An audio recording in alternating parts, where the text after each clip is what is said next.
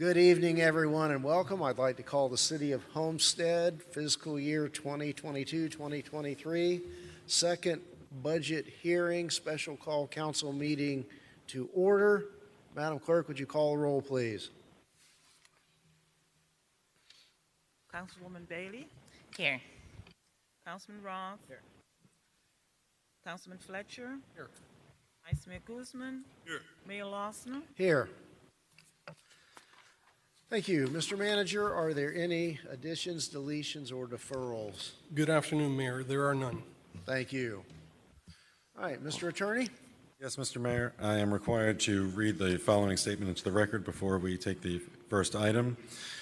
The City of Homestead's proposed operating millage rate is 6.1434 mils, which is 1% less than the previous year's millage rate of 6.2055 mils, and the proposed voted debt millage rate is 0.3550 mils. The rollback rate is 5.5056 mils. The proposed operating millage rate of 6.1434 mils is 11.59% above the rollback rate of 5.5056 mils. Thank you. And tab 1 is a resolution public hearing on car number 3603. Mr. Attorney, would you please read the resolution? Yes, Mr. Mayor.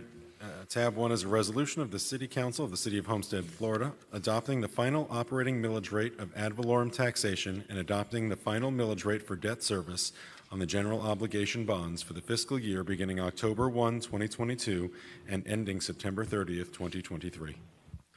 Thank you. Mr. Manager, do we have any further staff report on this item? No, Mayor. No further staff report. Very good. I think Councilman Fletcher and I were discussing perhaps a bonus for Mr. Perez for not making us endure the video again. So thank you. Thank you Trust all. me, I'm buying him lunch, so I'll take care of him. There we go. All right. Are there any final questions from council on this setting of the millage rate for the coming fiscal year starting October 1st? Council, all right. I'll open the public hearing and ask if there is anyone in the audience or online wishing to speak on this matter. Not appearing then, I'll close the public hearing and let's note for the record that Councilwoman Faircloth Staggers has joined us. Good evening. Councilwoman Faircloth Staggers, any questions or comments on the adoption of the millage rate? No, thank you. So we're all in unanimity with no questions on the setting of the millage rate. All right, if there are no final comments from council, I will entertain a motion for approval. Moved by Councilman Roth. Second. Seconded by Vice Mayor Guzman. Roll call, Madam Clerk. Councilman Roth. Yes. Councilman Fletcher. Yes. Councilwoman Avila.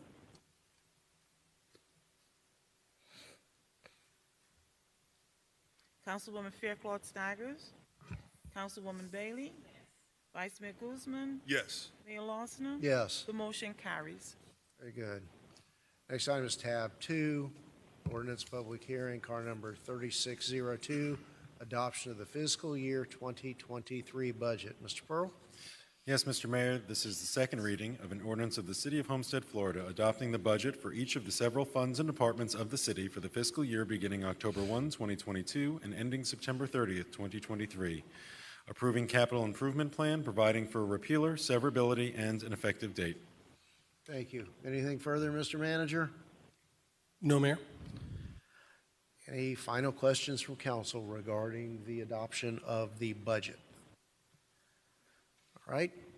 I'll open the public hearing and ask if there's anyone either in the audience or online wishing to speak with respect to the adoption of the proposed budget for the fiscal year starting October 1st, 2022. Close the public hearing. There are no final Mayor? comment. Mayor, it's Jerry. Sorry to interrupt.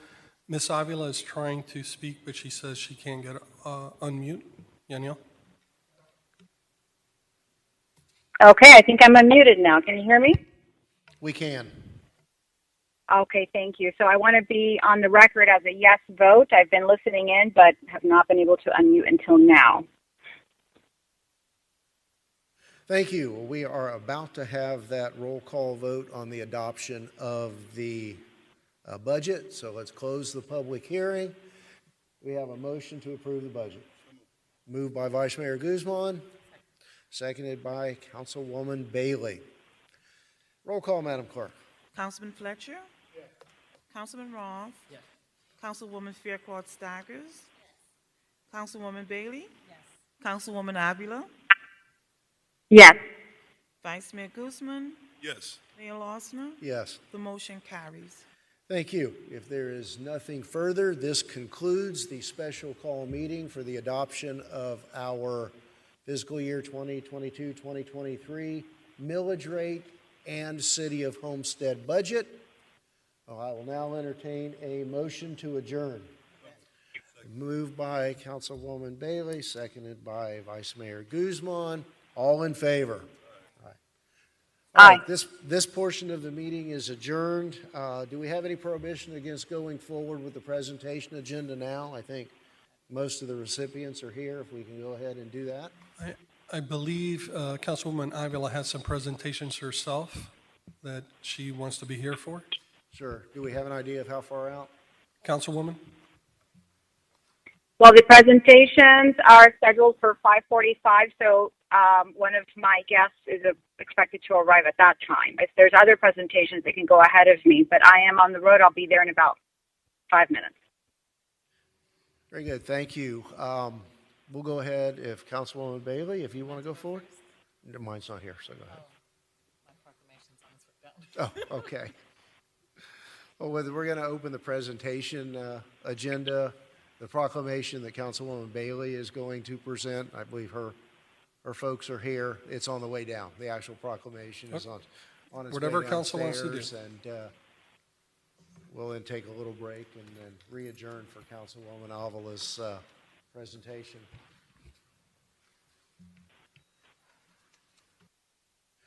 So as they say when you get on the airplane now or the rides at Disney World, sit back, relax. We'll be there in just a few minutes. All right, good evening, everyone, and welcome. We're going to try to quickly get through the City of Homestead Local Planning Agency meeting. For the record, today is Wednesday, September 21st, 2022, and it is 5:30 p.m. We'll call this meeting to order. Roll call, Madam Clerk. Councilwoman Avila? Here. Board Member Bailey? Here. Board Member Roth? Here. Board Member Fairclough Staggers? Here. Board Member Fletcher? Here. Vice Chairman Guzman? Here. Chairman Losner? Here. Mr. Ventura? Here. Thank you. I thank you. Are there any deletions or deferrals on the LPA agenda? Mr. Cordino? No, Mr. White? All right. Our first item is the approval of the August 17th, 2022 minutes. Do we have a motion to approve those minutes? Moved by Councilman Ross, seconded by Councilwoman Bailey. All in favor? Mr. White. Yes, Mayor. This is the quasi-judicial section. Please be advised that the following items on the agenda are quasi-judicial in nature. If you wish to comment upon these items, please indicate the item number you would like to address when the announcement regarding the quasi-judicial item is made. An opportunity for persons to speak on each item will be made available after the applicant and staff have made their presentations on each item. Swearing in, all testimony, including public testimony and evidence, will be made under oath or affirmation. Additionally, each person who gives testimony may be subject to cross-examination. If you do not wish to either be cross-examined or sworn, your testimony will be given its due weight. The general public will not be permitted to cross-examine witnesses, but the public may request the local planning agency to ask questions of staff or witnesses on their behalf. The full agenda package on each item is hereby entered into the record. Persons representing organizations must present evidence of their authority to speak for the organization. Further details of the quasi-judicial procedures may be obtained with the clerk. In accordance with Code Section 2-590, any lobbyist must register before addressing the local planning agency on any of the following items. At this time, the local planning agency members must disclose any ex parte communications concerning either tab 2 or 3 on this evening's agenda. Any disclosures on these items from any council member? I'll disclose that I have spoken with the owner's representative with respect to tab 3 on the Reyes and CASTRO Investments LLC. Hearing no further ex parte communications at this time, I would ask the clerk to swear in any persons who wish to testify on any quasi-judicial item. So anyone in the audience who's wishing to speak on either one of these tabs, tab 2 or tab 3, please stand to raise your right hand to be sworn by the clerk at this time. Do you hereby swear or affirm to tell the truth and nothing but the truth, so help me God? Thank you, and may be seated. The first item for consideration this evening is tab 2. This is an ordinance of the City of Homestead, Florida, approving the rezoning as requested by DRIP Hydration East Coast Management LLC of an approximately 0.216 acre parcel of land from R1, one family zoning district, to professional business restricted B1A zoning district for property located at 44 Northwest 17th Street as legally described in Exhibit A, providing for conflict, severability, and providing for an effective date. Thank you. Mr. Cordino? Yes, sir. We're recommending approval of the proposed ordinance requesting the rezoning from R1, the one family district, to the professional business, the B1A. The applicant is requesting the rezoning from this for the property, which is about a 2/10 of an acre. It's currently zoned R1 with the future land use designation of light commercial use. And according to the city's comprehensive plan, the light commercial use is implemented by the B1 district. So what they're going to is completely appropriate. And so I think it conforms with all of the aspects of the city code. It doesn't introduce any uses that wouldn't necessarily want to be there. And so we're recommending approval. Thank you, Mr. Cordino. Are there any initial questions from council? Mr. Vice Chair.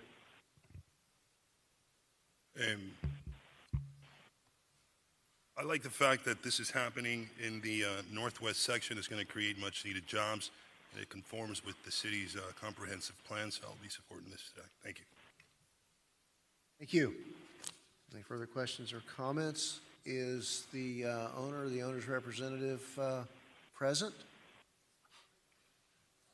Okay, I'll open the public hearing and ask if there's anyone here wishing to speak on this matter. And we'll close the public hearing, and then I will entertain a motion for approval of this item. So moved. Moved by Vice Chair, seconded by Councilwoman Bailey. There are no final comments. A roll call vote, Madam Clerk. Board Member Roth? Yes. Board Member Fletcher? Yes. Board Member Avila? Yes. Board Member Faircloth Staggers? Yes. Board Member Bailey? Vice Chair Guzman? Yes. Chairman Losman? Yes. The motion carries. Moving on to your last and final item for consideration this evening is tab 3. It's an ordinance of the City of Homestead, Florida, approving the rezoning as requested by REYES and CASTRO Investments LLC of an approximately 0.156 acre parcel of land from multiple apartment R3 zoning district to restricted retail commercial B1 zoning district for property located at 194 Northwest 7th Street as legally described in Exhibit A, providing for conflict, severability, and an effective date. Thank you. Mr. Cordino? Yes, sir. Again, we're recommending approval of the proposed ordinance, which takes the property from the multiple apartment district to the B1 zoning. The applicant made the request to go from R3 to B1, and again, it's a small property. It's kind of the size of a regular lot, and you'll see that the lots that are adjacent to it are the R3, but this is on the corner, and so it is appropriate for a more commercial property because it is that way. It's got the neighborhood mixed use designation from the comprehensive plan, so the new business district does implement that mixed-use district. The part of it I think that's interesting is this designation does not allow for certain things that may be offensive to the neighborhood. It doesn't allow for auto-oriented uses such as gas stations, drive-ins, drive-through restaurants, or freestanding community stores or hotels. So we find it appropriate and in context with the neighborhood, and we're recommending approval. Yeah, thank you. Any questions or comments from council? Mr. Vice Chair. Thank you, Mr. Chair. I'm glad to see that the company REYES and CASTRO Investments, as soon as they purchased the property, they immediately started the rezoning process to bring the use in compliance with the underlying future land use map. But I did have a question for staff regarding the previous owner, I believe, was Lithocraft Printers. And I wanted to know if that business was in compliance with the zoning that was there. I think the complication there was they had an old special use permit which allowed them to operate with that land use designation. And so I don't think they felt that I don't think they did have to come in to rezone it. They were kind of grandfathered in at that point. Got it. Thank you. You're welcome. All right, thank you. Anything further from council? Just to clarify, I disclosed earlier that I had had some communication with the owner's representative, and my concern was, my inquiry went as to what the intended use or an expected use was going to be. I had that conversation, and my concern was that it not be a convenience or market type store. I think that, very inappropriate. In the intervening time between now and my conversation with the applicant's representative, Development Services did confirm that those uses are not allowed, and I am very happy to hear that. A really, uniquely configured piece of property, tough parking issues. That I think this is headed in the right direction. So I just wanted to clarify that. Are there any public comments on this item? None appearing. I'll close the public hearing and ask for a motion for approval. Moved by Vice Chair. Second by Councilwoman Avila. Roll call, Madam Clerk. Board Member Fletcher? Yes. Board Member Roth? Yes. Board Member Fairclough Staggers? Board Member Bailey? Board Member Avila? Yes. Chairman Guzman? Yes. Vice Chairman Guzman? Chairman Losner? Him too. Yes. The motion carries. All right. Are there any general public comments for this body as the local planning agency tonight? Anything further, Mr. Cordino? Sir, we're done. Anything further, Mr. Attorney? All right. We have a motion to adjourn. Moved and seconded. All in favor? Aye. All right. Thank you. We will now move into the presentation agenda. Are you ready? Okay. Go ahead.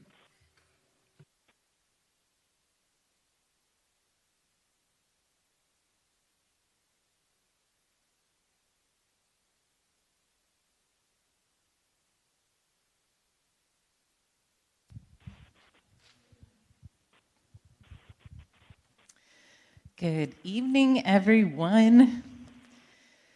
It is still very, very, very nice to have so many people in the audience. So thank you, everyone who came out today. I have the pleasure of presenting this month's artists in the spotlight. So if all of our artists would please come stand here with me. We have Diana, Alvin, Lorenzo, Shannon, and I'm not sure if Jorge was able to make it yet. Perfect.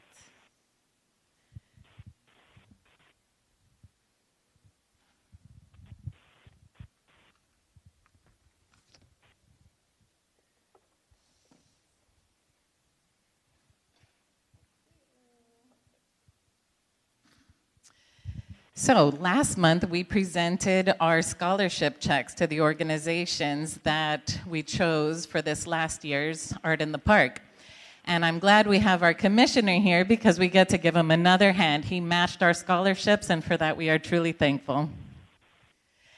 So one of our main goals with Art in the Park and Art Walk is to inspire a new passion. And these fabulous artists here did just that.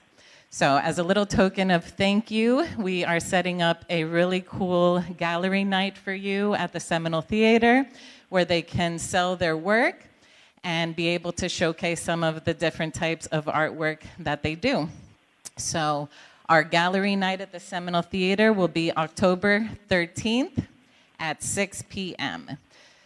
If you can't make it out to the Seminole Theater, we will also be sharing on our social media all of the artwork that they share with us, as well as pictures from Art in the Park. And it's so cute to see the kids coming up to them and they're explaining a little bit about their process. So we're really excited to share that as well. So if you guys would like, can you hold up some of your beautiful artwork here for the community to see? And if anybody would like to say a few words, you are more than welcome to. All right, let's hear it for these amazing artists.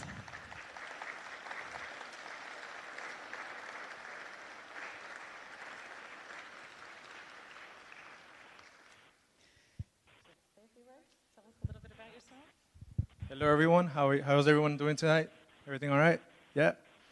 My name is Alvin Surreal, and I'm a local Miami artist, born and raised, and it's truly an honor to be here because Homestead is a dear neighborhood of mine. You know, I've always passed by here, and I have truly a lot of respect for the consuls and the policemen that are here present with us. So it's truly an honor, again, for Hispanics and just to be here. Jennifer, thank you so much for having us here. Thank you. Hi, I'm Shannon Drazona. Been a Homestead resident for the better part of 15 years. Worked in several schools with Jen and daycares, and always doing art in some form. Some of you might know me from City Church art, but now I'm kind of doing my own thing, and I'm happy to be a part of this. Thank you. Hello, my name is Jorge De Leon. Been a resident of Homestead all my life, and just happy to be a part of this.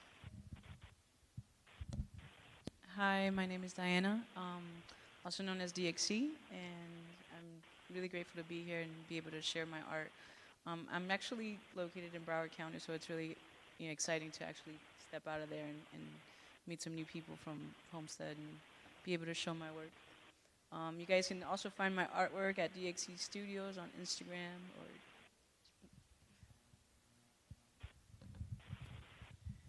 Thank you, thank you.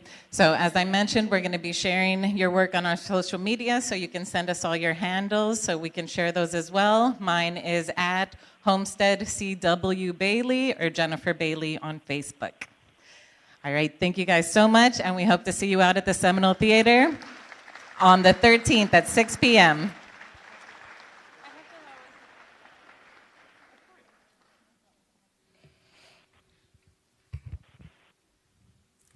Okay, I have one more tonight. I had the privilege of attending our local Elks Club 81st anniversary.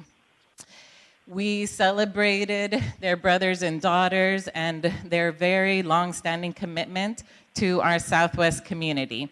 So if I can invite Mr. Bennett and Miss Susie Bennett, Juanita Jones, and Lawrence Holloway up here with me, please.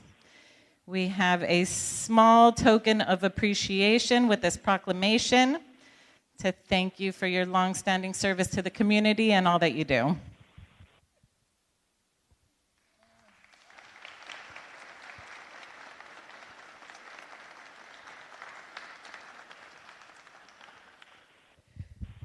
So I will read your proclamation, and then you are welcome to say a few words. So the proclamation reads, whereas Overseas Lodge number 1078 is an organization that the welfare and happiness of its members be promoted and enhanced, that nobleness of soul and goodness of heart be cultivated, that the principles of charity, justice, brotherly and sisterly love, and fidelity be inculcated, that its members and families be assisted and protected, that our charity be dispersed among the community for the betterment of all humankind, and that the spirit of patriotism be enlivened and exalted throughout the world. Whereas under the exalted ruling of Mr. Robert Bennett, the Lodge has annual meetings for its members while giving back to the community in ways such as sponsoring local youth athletes, Thanksgiving Day baskets, Christmas dinners, and donating the building to provide a safe place for locals to host events such as dances for the youth, baby showers, receptions, and more. Whereas Mr. Robert E. Bennett joined the Coral City Elks Lodge number 610 in 1970 in Key West, Florida. And in 1983, Mr. Bennett was appointed District Deputy Grand Exalted Ruler. His commission was received by Donald P. Wilson. And whereas Mr. Bennett moved from Key West to Homestead in 1986. At this time, Mr. Bennett was granted a demit from Coral City Elks Lodge number 610 and elected Exalted Ruler of Overseas Elk Lodge number 1078. Still holding the title as of today, 36 years later. The Overseas Lodge number 1078 received the official charter on August 16, 1941. Therefore, our Mayor, Stephen Losner, does hereby proclaim Wednesday, September 21st as LBPO, Elks Lodge number 1078 and Temple number 745, 81st Annual Brothers and Daughters Anniversary Day.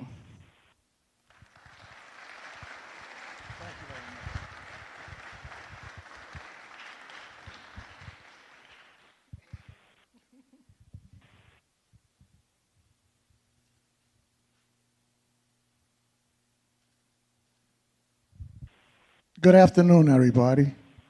My name is Robert Bennett. I am the Exalted Ruler of Overseas Elks Lodge number 1078 and Temple 745. We all over the nation, we have over 500,000 lodges all over. We have them all in Panama, Barbados, the Virgin Islands. We don't have them in Cuba, not yet. But we do have them all over the world. This lodge over on 422 Southwest 11th Avenue has been in Homestead since 1941. Do the math. We've been there that long. I am the Exalted Ruler. I'm going to introduce, I am the spokesperson.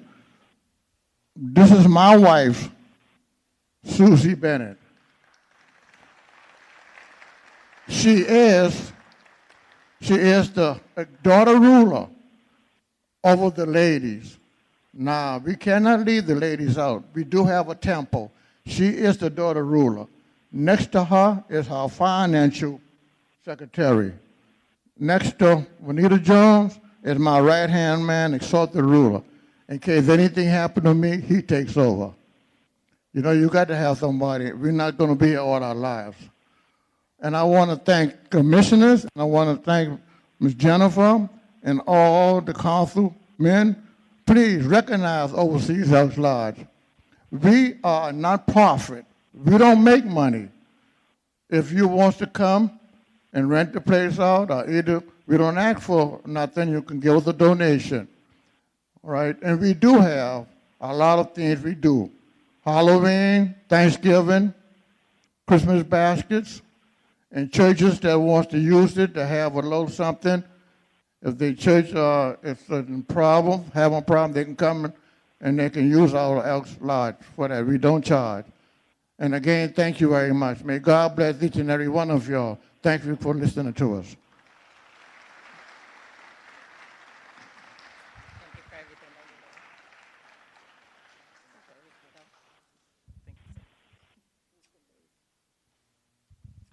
All right, that concludes mine. Thank you, Mayor. Thank you, Councilwoman Bailey. Councilwoman Avila, are you ready? Yes, I am. Bailey, please stay with me. And Councilman Fletcher, if you can come down. And I invite you, Councilwoman Patricia, to come with us. Being involved in education, I think this is so important. And we have with us today as well Commissioner Keone McGee from Miami-Dade County. Thank you.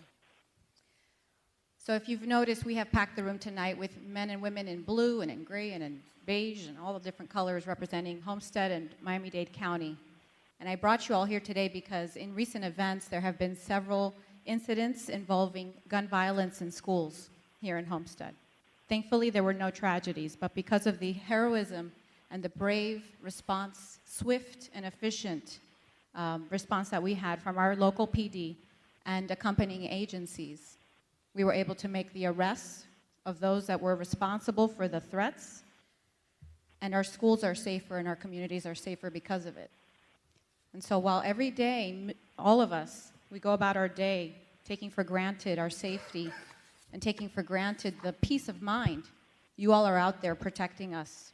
And so I want to thank you, and I want to remind this body and remind our city and all the residents watching today of how important your role is. So please know that we are very, very thankful and we recognize you.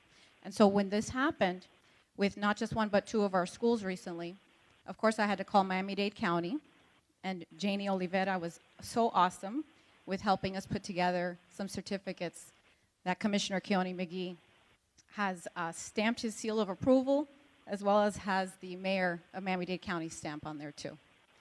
So at this time, I'm going to recognize our Homestead Police Department. I'm going to read the names of all those that were involved in attending the Keys Gate situation that occurred. So when you hear your name, please come up. Actually, I'm going to invite all of HPD. If you're here representing HPD, please just come up right now. We're going to give the stack to Colonel Kennedy, and then you can, pass those out when you get back to the station. But I am going to read your names for the record. And several of you that are here with the special investigative units could not be here in person, but we are recognizing you as well. So we have Colonel Scott Kennedy, Captain Raymond DeJohn, Captain Yanko Rodriguez, Captain Garland Wright, Captain Fernando Morales, Lieutenant Tony Trad, Lieutenant Michael Acosta, Lieutenant Eric Reyes, Sergeant Manny Ferrer, Sergeant Rob Salinas, Sergeant Carlos Garcia, Sergeant Victor Agosto, Jose Murillo, Sergeant Robbie Tate, Sergeant George Reyes. I saw you here. If you're in HPD, I want you up here now, please. Thank you. I want you all up here. I want us to clap for you.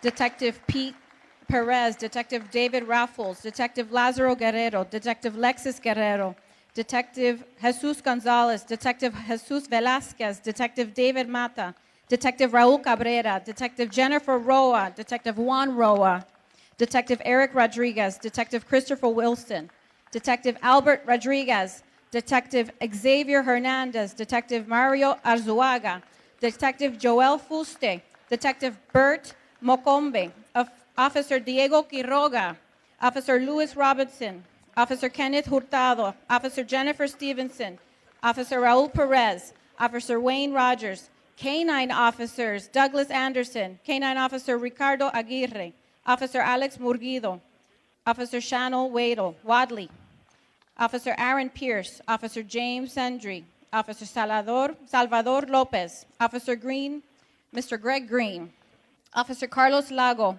Officer Ahmed Thacker, Officer Raquel Gasca, Officer Antonio Tanner, Officer Veronica Blanco, Officer Yadiel Rodriguez, Officer Christian DeJohn, Officer Chanel Wadley. Oh, that's a duplicate, sorry. Officer Philip Beaver, Officer Israel Perez, and Officer Eileen Calvo, and Officer Victor Lugo.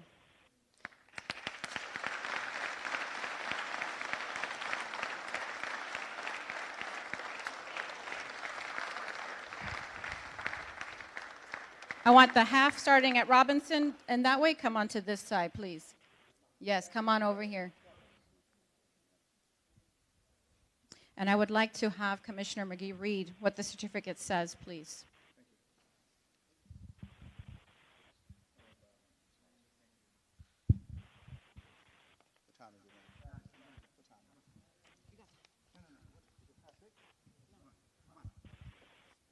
Good evening, everyone. I think it's past 6 o'clock. Is it past 6 o'clock yet?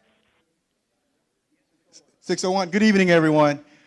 First of all, let's give a thunderous applause to our law enforcement This is not easy, and what they do is definitely not easy. And Chief Dominguez, can you come up here with us for a second also? Because the truth of the matter is, what we saw on that particular day showed exactly what we as a unit, whether we're the fire department, the FBI, the police department, the K-9 unit, everybody who had a role in making sure those children were safe deserve an opportunity to be recognized. So one more time, let's give them a round of applause for everybody, because today is their day for us to recognize them. Mr. Mayor, Mr. Vice Mayor, Councilwoman Avila, thank you so much for this opportunity.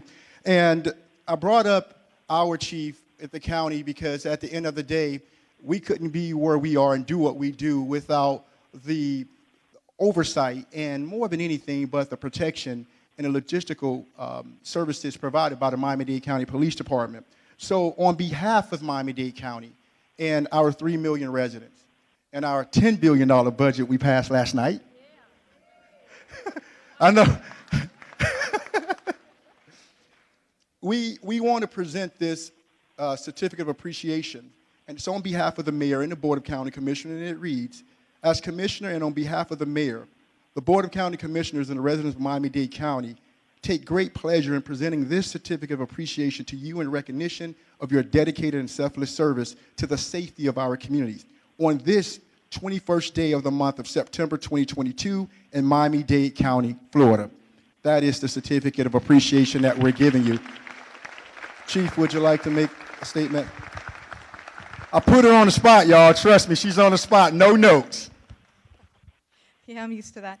Thank you so much for inviting me to your home. I grew up in South Dade. This is my home, and I'm really pleased to be back. It's only been about 2 weeks since I've been in my new assignment, but I couldn't be more proud of the men and women behind me and in front of me who every single day just do what they do and do it so well, and in service to the community, to each other, and to our many visitors that come through here. So congratulations. Thank you for all you do. And I very much appreciate it as a local resident as well. And you guys are just awesome. Thank you. Thank you very much. It would be remiss of me not to mention support personnel. So Code Enforcement Lavanca Collins, Code Enforcement Latif Rodriguez, Code Enforcement Brian Alejandro, Code Enforcement Edgar Santiago, Code Enforcement Kenesha Knowles, dispatchers. Without the dispatchers, where would they go? All right, Christy Perry, dispatcher Melanie Daman, and Nicole Preshang. And of course, our social media, who was keeping everyone alert of what was going on, Paula Carballosa and Alicia Reyes. Thank you for what you do with our police department here in Homestead. We love you, okay? And you don't get told that enough. Thank you, thank you, thank you, thank you, thank you.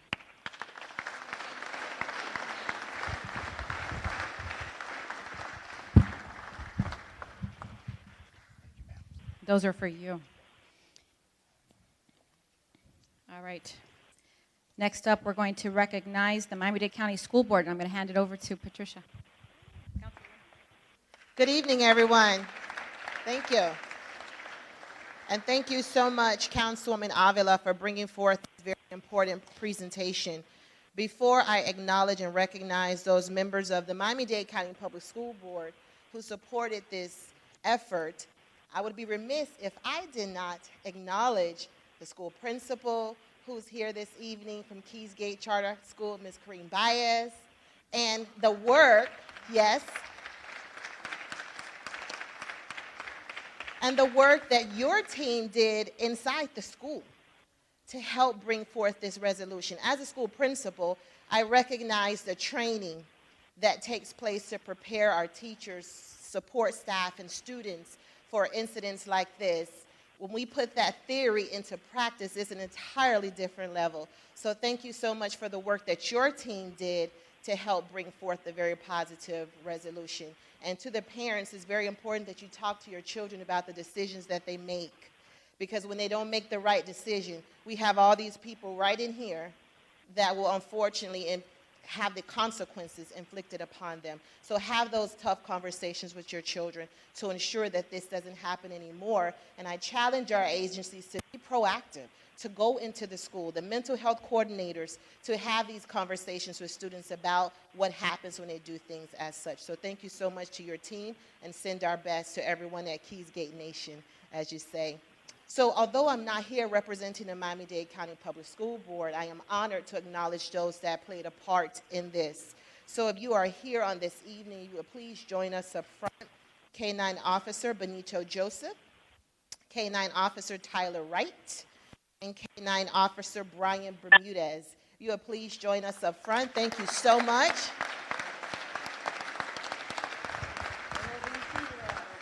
Thank you. This speaks to the power and the importance of collaboration and all the training that takes place when events like this occur. Charter schools are public schools, so the Miami-Dade County Public School District does have an obligation to support, and we're grateful for these members for helping us on that very, very unfortunate day. So thank you, Councilwoman Avila, for bringing all these agencies together. Thank you.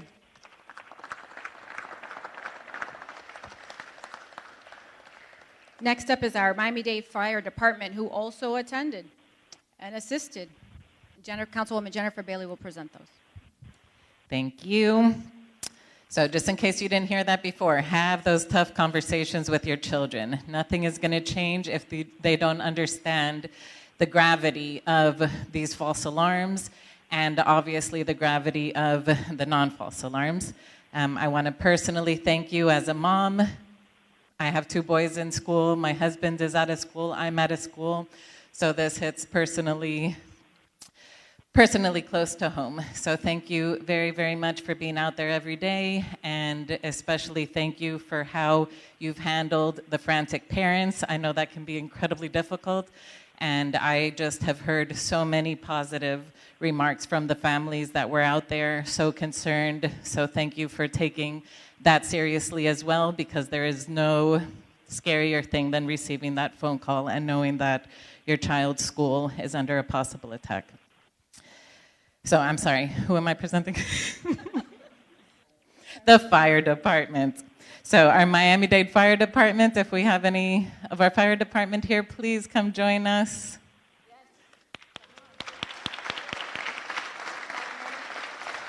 We have Joel Jimenez from Battalion 10, Ladder 66, Lieutenant Melanie Rogers, Firefighter Michael Huiz, Firefighter Keenan Brown. From Rescue 77, we have Lieutenant Eric Langle, Firefighter Frank Garcia Jr., Firefighter Joseph Phillips. And our District Chief 74, Ralph Baina, and District Chief Mark Benitez, and Assistant Chief Greg Rubin. Thank you very much. Thank you very much. Our firefighters, I mean, you are always there. Doesn't matter what the call is, so thank you very much for doing that. All right, we have a picture? And you got your certificates. Thank you so much. All right. Next up, we're going to do our United States Customs and Border Patrol. Can you imagine all of these people responding to one call, one incident? This is why it's so important to recognize you, because when we needed you, you all showed up. This is phenomenal. You can't even imagine it unless you actually see it. Like, these people were working behind the scenes, making sure that your children were safe in that school. Customs and Border Patrol interdiction agents Caleb Wilson, Jeremy Smith, Victoria Correa, Jake Boyer, and CBP Supervisory Special Agent Hector Rojas. If you're in the house, please.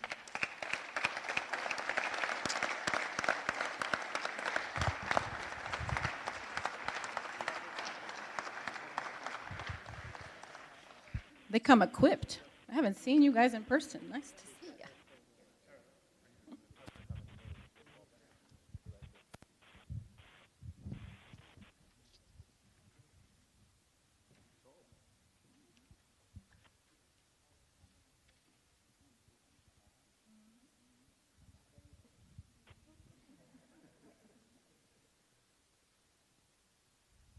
Thank you very much.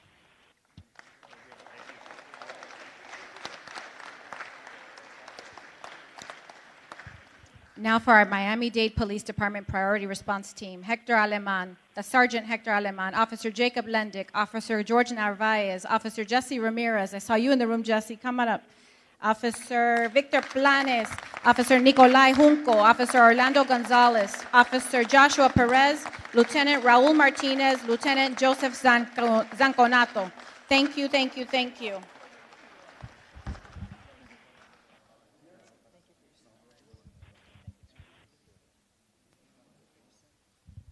Thank you for your service. Thank you for keeping us safe. Yes, it is. Yes, it is, Mayor. Thank you. Let me squeeze right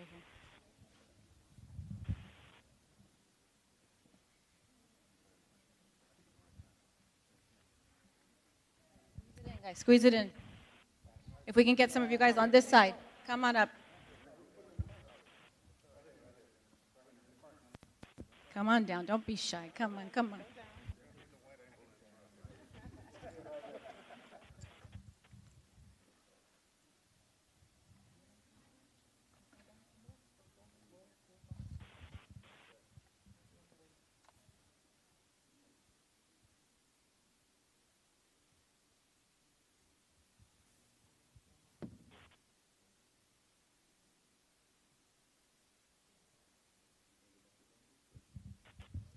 Thank you very much, guys. Stay safe. Get home safely, okay?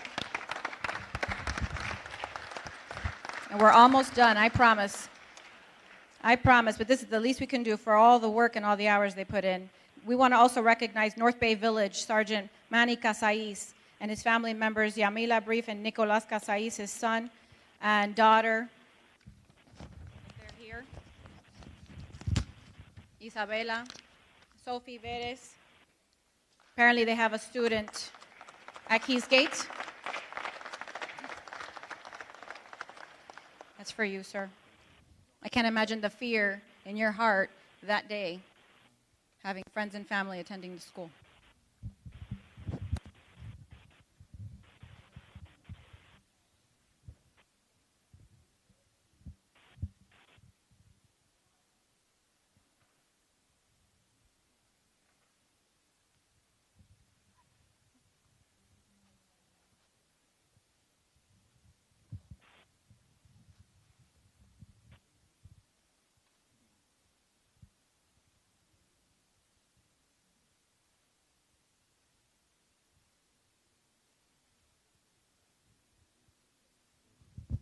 Thank you.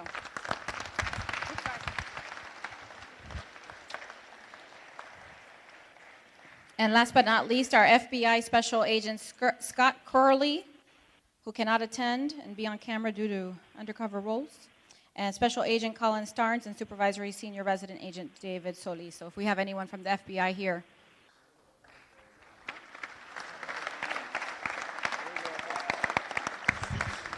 The suits.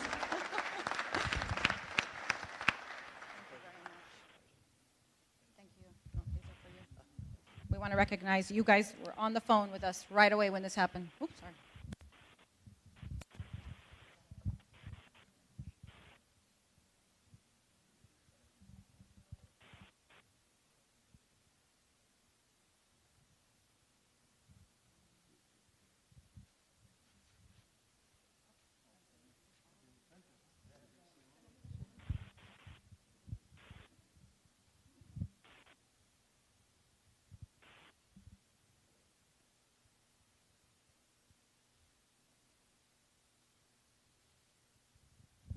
Thank you.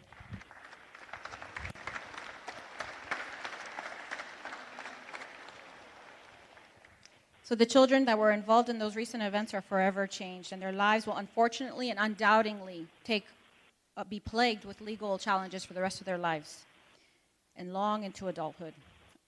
And for what? For showing off a fake picture, for sending themselves a text message to show off a gun that they had at home. It's important that our parents know the effects, and I'm challenging our commissioners and our student body and our administration to continue enforcing the education requirements so that they know that this is nothing to play with. Because our men and women in blue, we will find you. and we will hold you accountable, and you will go to jail. For what? For a fake text message. So, Commissioner, any closing remarks? I think I read their names. Our K-9 units, I read your names and oh, Miami-Dade County Police Department K-9 units. Samantha Machado.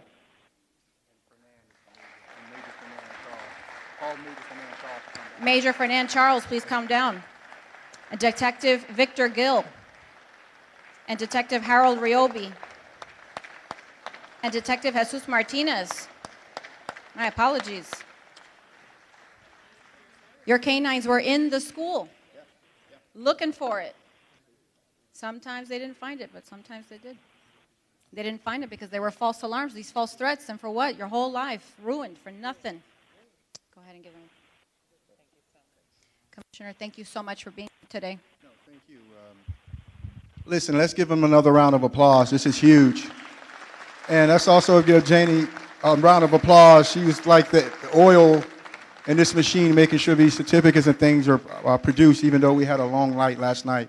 But to the City of Homestead, to the mayor, to the vice mayor, thank each and every last one of you in the council for allowing me to be in your house. And thank you, Councilwoman Avila, for everything you've done. And to each and every last one of you, the black, the brown, the blue, the gray, and man's best friend, thank each and every last one of you. Oh, in the suits.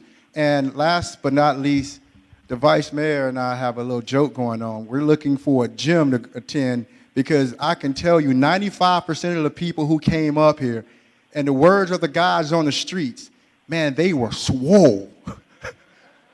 And we just look like, what gym y'all going to? Because we want a membership there. We're going. But thank each and every last one of you.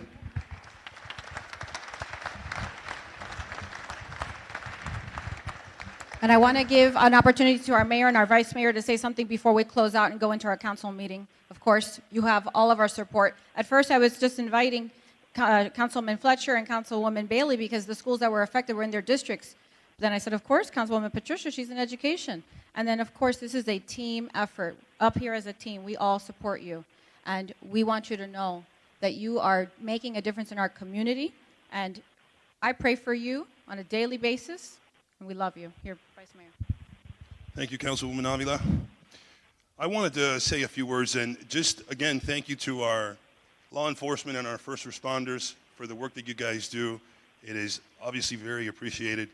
I wanted to highlight Homestead Police Department for recent activities that have happened over at James Archer Smith Park. I had a meeting with a few elderly residents who live adjacent to the park, and their quality of life was being disturbed with loud music, honking horns, people beaming their lights into the people's homes. I sent an email over to our city manager. He quickly got it over to Colonel Kennedy and the chief, and it was all hands on deck every single day afterwards. And it's very impressive when you are there physically seeing exactly what's happening, because you get to see firsthand exactly how the police officers come out. They're not rude, but they immediately take order and they bring it back to what it's supposed to be. So I want to thank you, Colonel Kennedy and Chief Roll, and the entire Homestead Police Department for what you guys are doing in the Northwest section and the James Archer Smith Park. Thank you.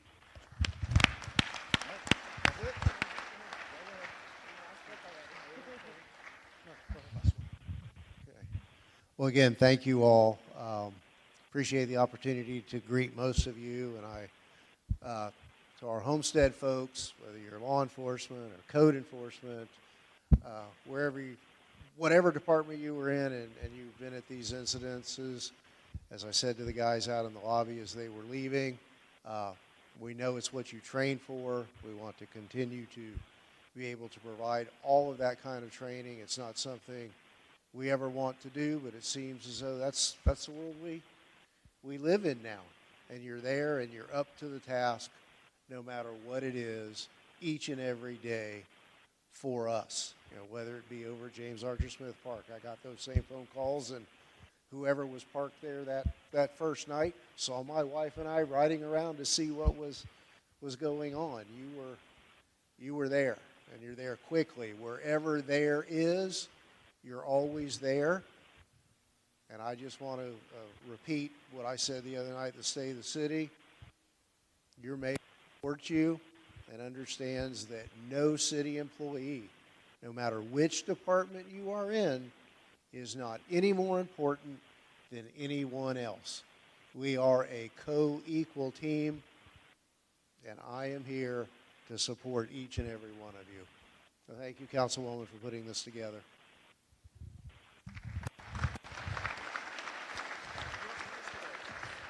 And I have one last recognition, okay? All these names that we're reading today and all these certificates that were prepared, I could not have done it, of course, not without all of your support, but without our Janie Oliveira. Please come up here and accept these flowers, because you worked till very late last night, and you work late all the time. Thank you, thank you, thank you.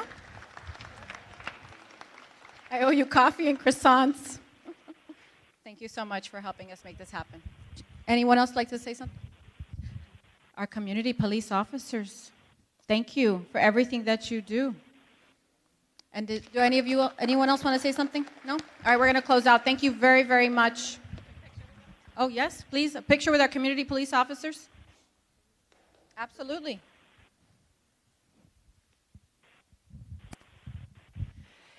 These are the officers that come out to our schools and start at the very young age of preschool even, which I've witnessed. Just talking about seeing something and saying something, so I appreciate you guys tremendously.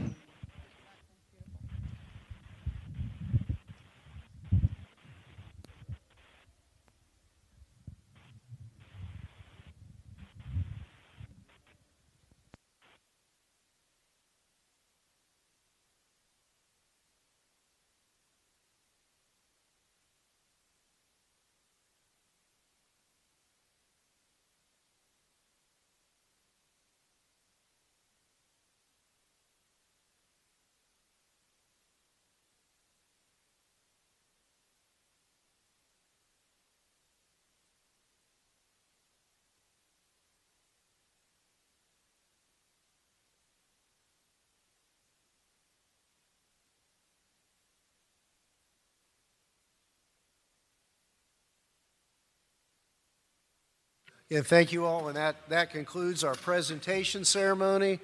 We're going to take a quick break, and then we will convene the regular City Council meeting for this evening. Thank you all. Good evening, everyone, and welcome. I'd like to call the City of Homestead City Council meeting to order. Today is Wednesday, September 21st, 2022, and it is now 6:32 p.m. Everyone could please rise. We'll have the invocation by Pastor Marcus Assis, pastor of the Crossbridge Church, followed by the Pledge of Allegiance, led by Councilman Fletcher. Pastor, can you come forward?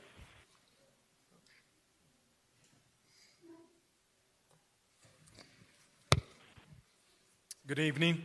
What an honor once again to be here. It's a real pleasure. Let's bow our heads, close our eyes, let's draw our attention. Almighty God, in you we live and move and have our being. You alone are all powerful, all knowing, and all present. We have come to ask your special blessing on this evening.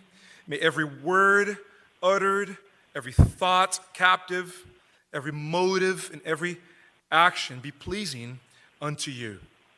Lord, we lift up to you our city leaders, our mayor, Steve Losner, our vice mayor, Julio Guzman, every one of their advisors, and our amazing team of councilmen and councilwomen.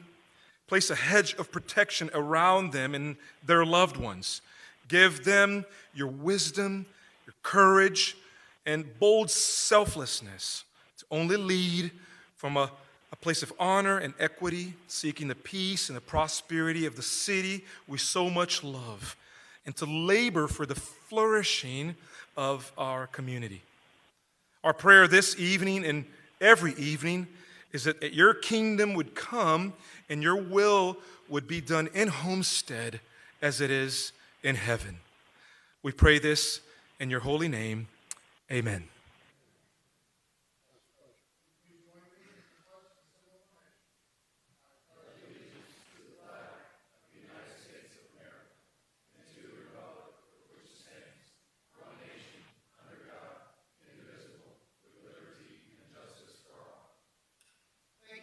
be seated. All right. So roll call, Madam Clerk. Councilwoman Bailey? Here. Councilman Roth? Here. Councilwoman Faircloth Stackers? Here. Councilman Fletcher? Here. Councilwoman Avila? Here. Vice Mayor Guzman? Here. Mayor Losner? Here. Thank you. Mr. Manager, are there any additions, deletions, or deferrals? Mayor, staff would like to defer tab 23, card number 3568, Florida City Gas Homestead Gas Franchise. Very good. Motion to defer that item? Moved by Councilman Ross, seconded by Councilwoman Bailey. All in favor? Any opposed? All right. First on our agenda tonight is tab 1, car number 3646, a presentation regarding an update from the Seminole Theater. I know you all have been patiently waiting through the other presentations, and please, welcome back and invite you to the podium or wherever you need to be.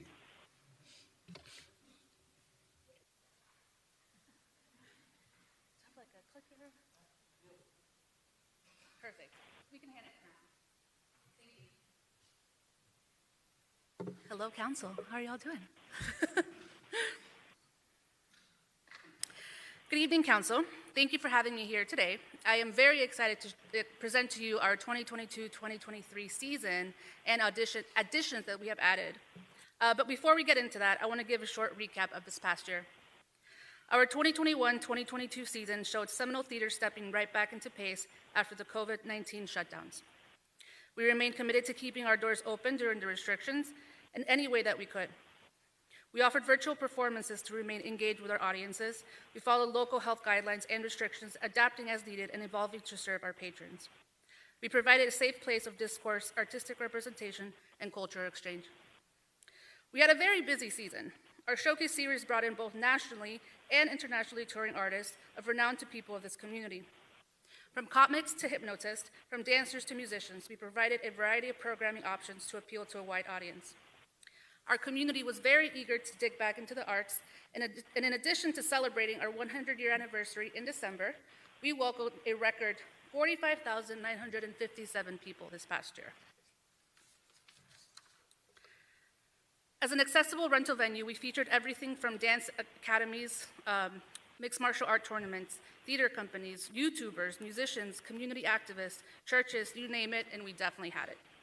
We provided space that facilitates connection and engagement, including our resident theater company, the Seminole Theater Players, put up The Hunchback of Notre Dame, Rocky Horror Picture Show, and most recently in July, Mamma Mia with an amazing 7 sold-out performances. And to quote Councilman Roth, I had to go twice because it was so good. We had to add an extra show to meet the demand, and several patrons even returned 2 or 3 times in 2 weekends to enjoy this production. They were captivated by the quality programming from a cast and production crew of all local talent who live and work in our community. This year has definitely been a ride, and we look forward to our 2022-2023 season and continuing to represent what we have come to pride ourselves in Homestead. So, what's next? We have a short video showing you a trailer of what to expect for the 2022-2023 season and many more shows to be added.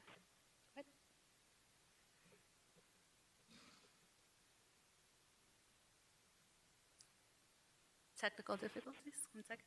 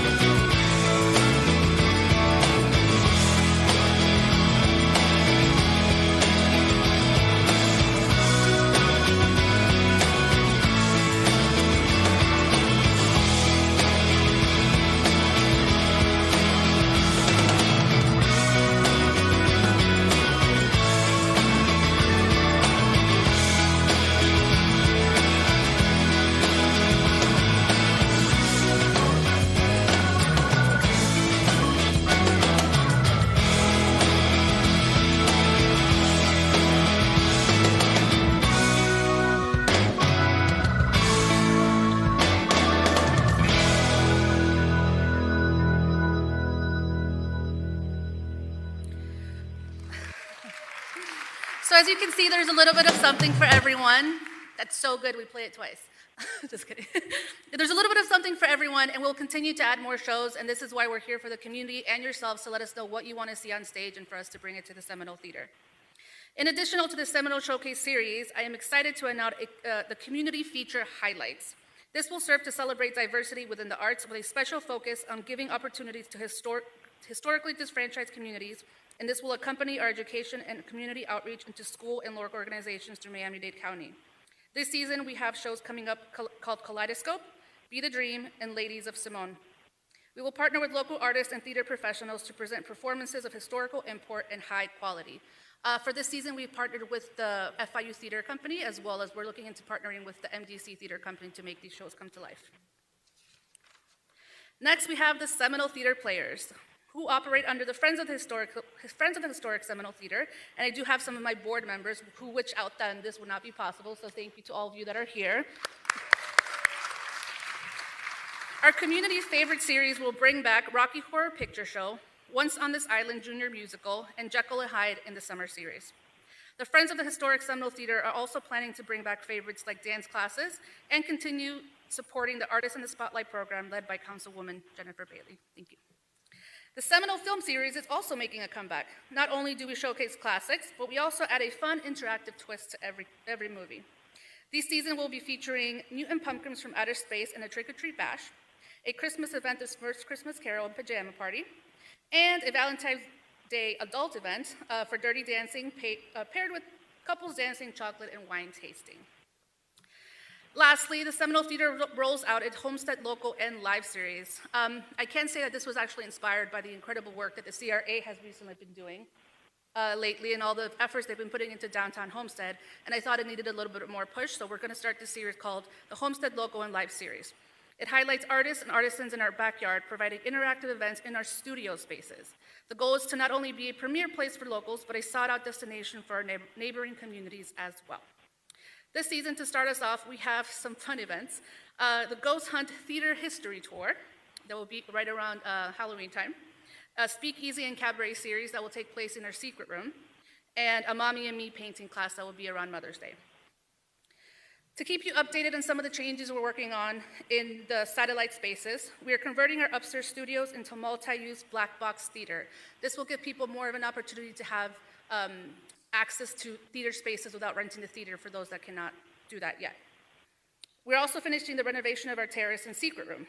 It will host some of our new series, such as the Speakeasy that I mentioned, and it will overlook the beautifully revamped Losner Park, soon to be open. In closing, the Seminole Theater will continue to be a creative hub for theater, music, dance, and education in the South Miami-Dade County and Upper Keys, making live performing arts accessible to the diverse community of Homestead region and attract established and emerging artists of excellence locally, nationally, and internationally. Thank you.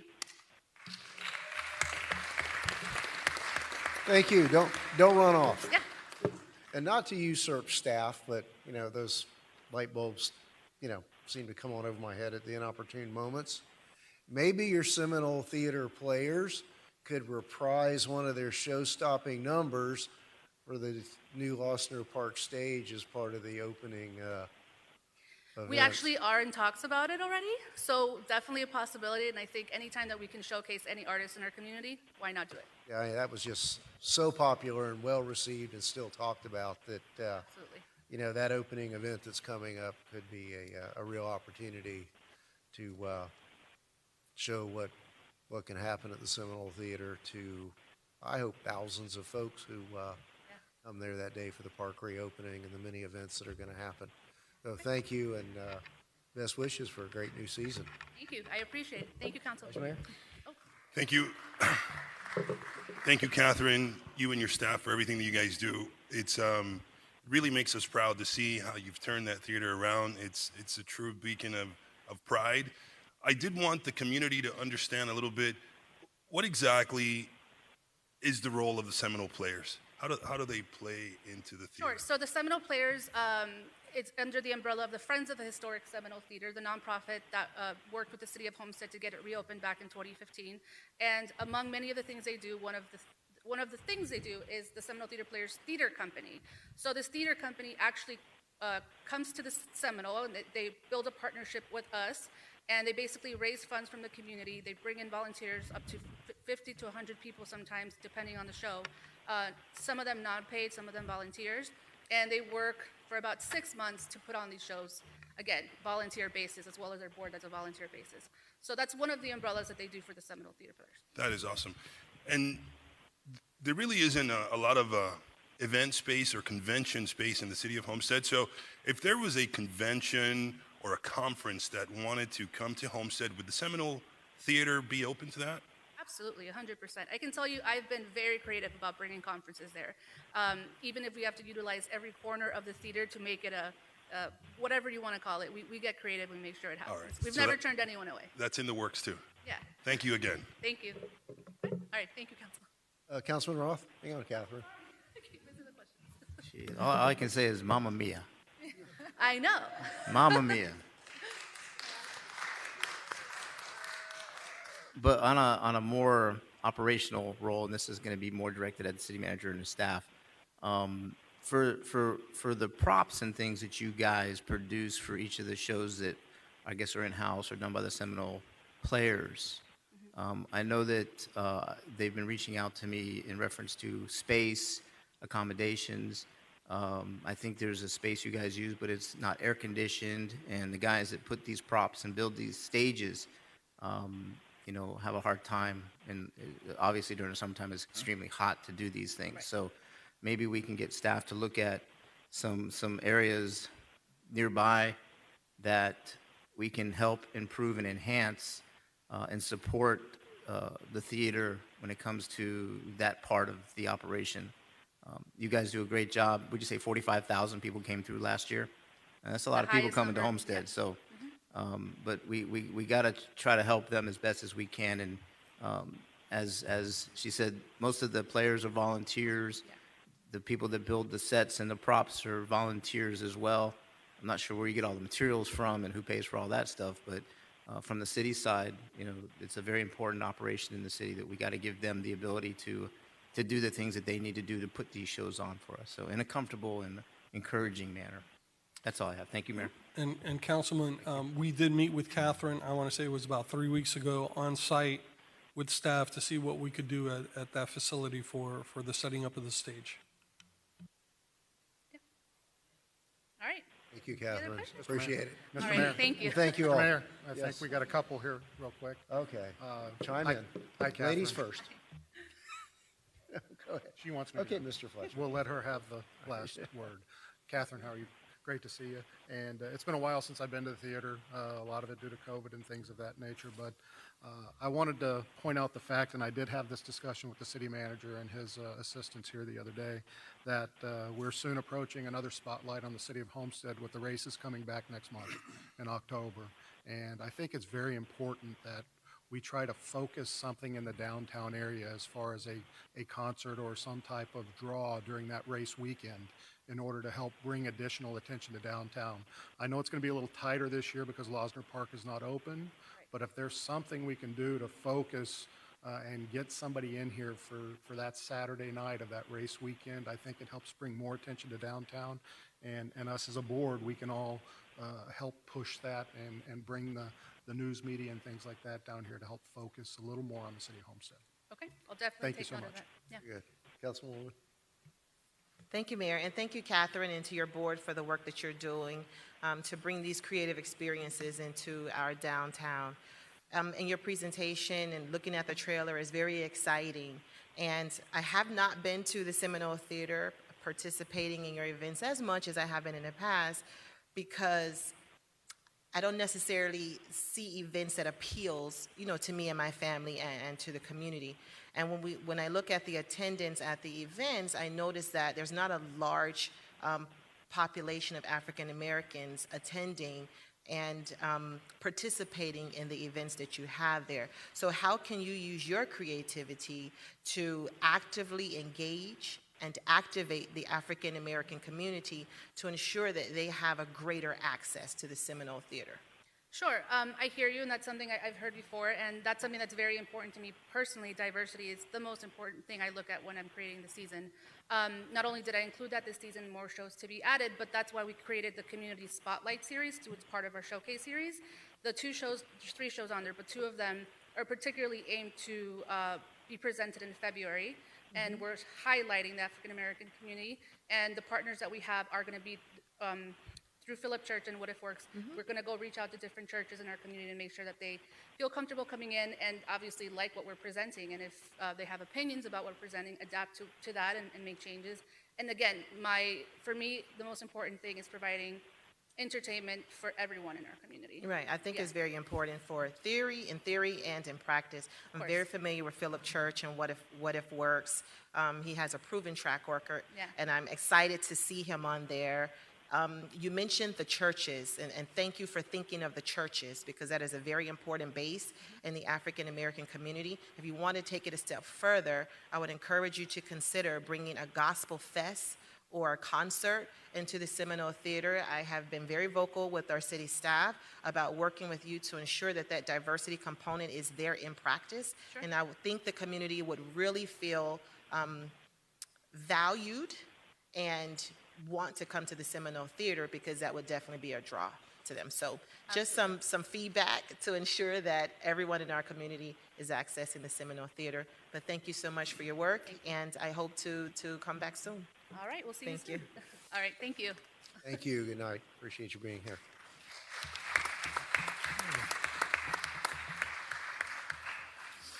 All right, we have the consent agenda before us. I'll entertain a motion to approve the consent agenda, moved by Councilman Fletcher, second by Councilwoman Avila. Are there any questions or comments?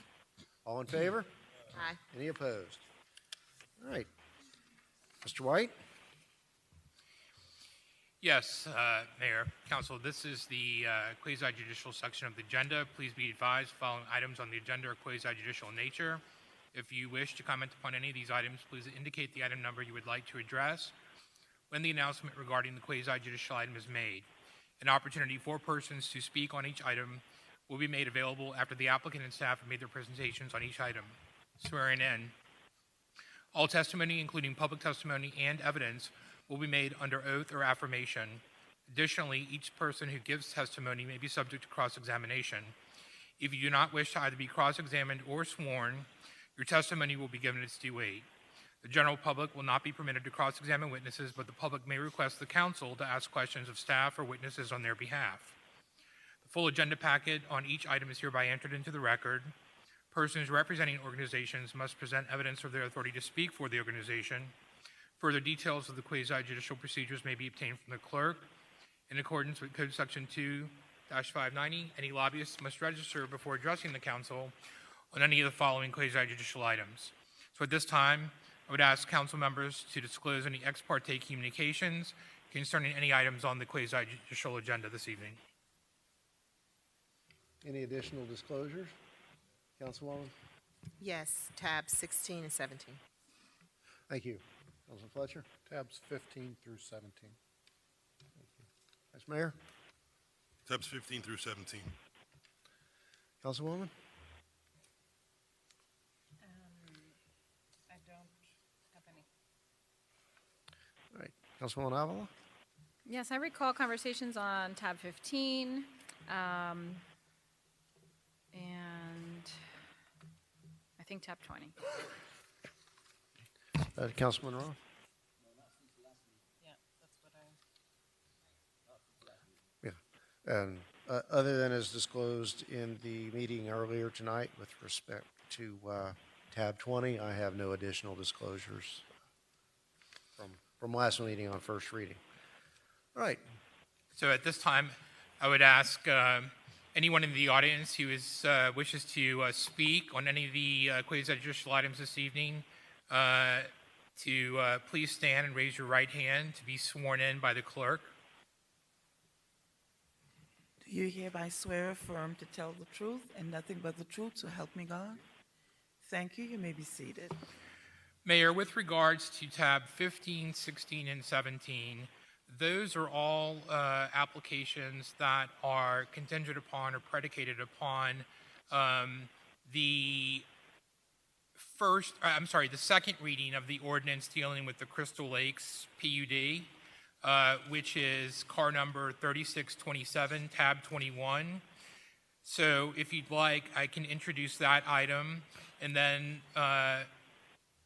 in the effort to save some time, I could also introduce tab 15, 16, and 17, since they're all in the related Crystal Lakes PUD, tied somewhat together to the site plan, to the tentative plat. Introduce all of those for collective public hearing discussion, and just take each one separately by vote. Sure, let's go that way, then we'll go back and have to have a vote on tab 21, correct, first? Yes, I'm going to Yeah. introduce tab 21 first, and then we'll do, Right. yeah. Okay, thank you. So tab 21 is the legislative matter. It is the second reading of an ordinance of the City of Homestead, Florida, approving an amendment to the previously approved Crystal Lakes PUD Master Development Plan as requested by HSYFT Campbell LLC to permit all retail commercial zoning district B1 uses and retail commercial B2 drive-through restaurant and self-storage uses for the property generally located on the southwest corner intersection of Northeast 8th Street, Campbell Drive, and Southwest 147th Avenue, as legally described in Exhibit A, providing for conflicts, providing for severability, and providing for an effective date. Now, before I move on, I will note that in between, at first reading, there was discussion about the removal of the storage uses. So that has been taken out. In your packet, under the tab, the ordinance has been amended, and attached as Exhibit C is the applicant's proffered declaration of restrictions that stipulate the uses, excluding the self-storage.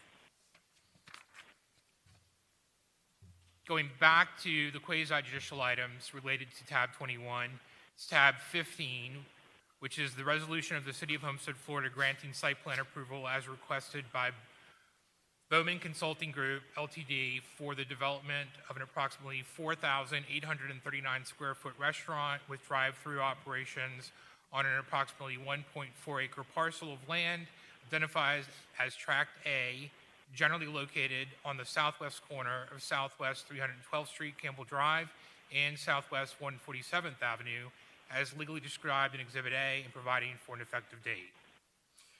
Tab 16 is a resolution of the City of Homestead, Florida, granting site plan approval as requested by HSYFT Campbell LLC and YEUNG Inc. for the development of an approximately 40,000 square foot medical office building on 3.36 acre parcel and a 10,990 square foot retail shopping center on an approximately 1.06 acre parcel of land, generally located north of the C-103 Canal, east of Northeast 30th Avenue, south of Southwest 312th Street, Campbell Drive, and west of Southwest 147th Avenue, as legally described in Exhibit A, and providing for an effective date.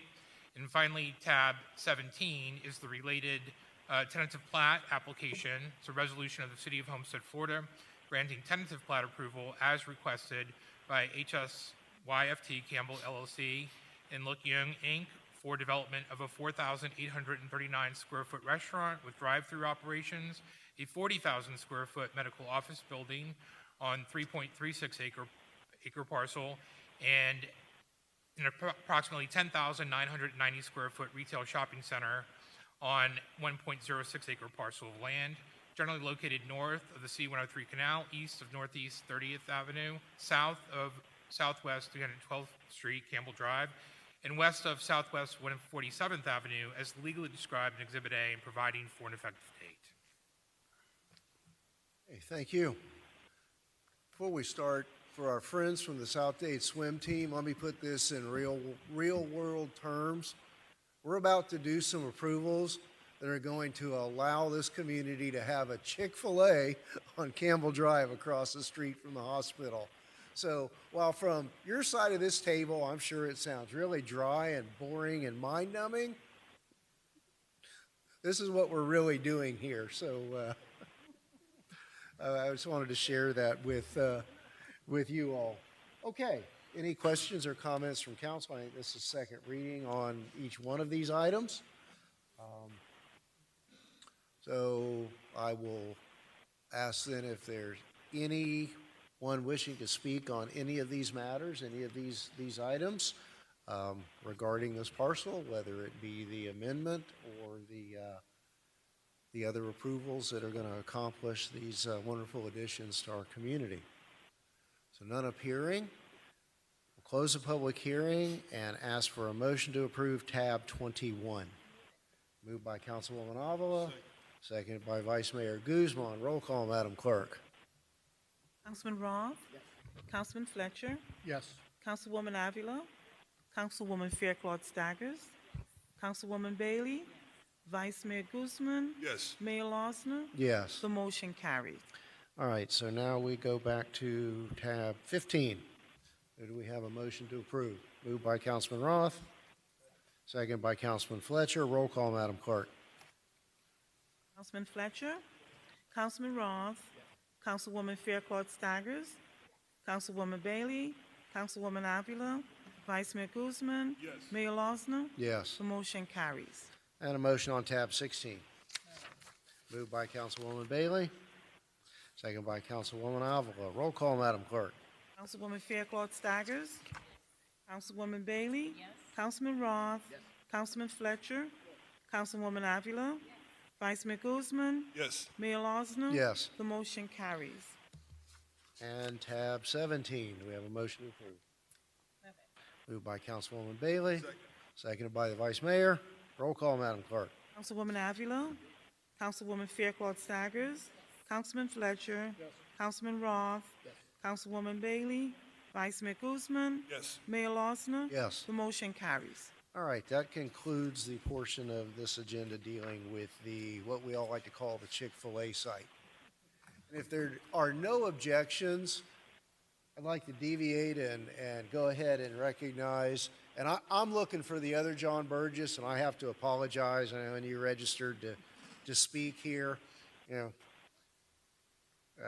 mind gets in a certain groove. So if you would like to go ahead and whoever, or if the group is going to come up and speak for the swim team, please come on down so that you don't have to sit here the rest of the night while we truly deal with truly boring items.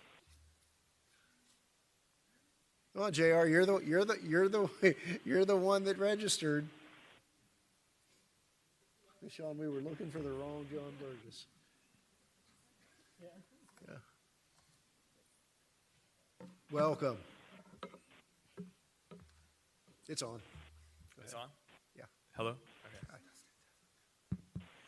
Thank you, Mayor and Council members, for your support. Last year, several of you contributed to our team, and this has helped us have a successful season last year and continue this to our season this year.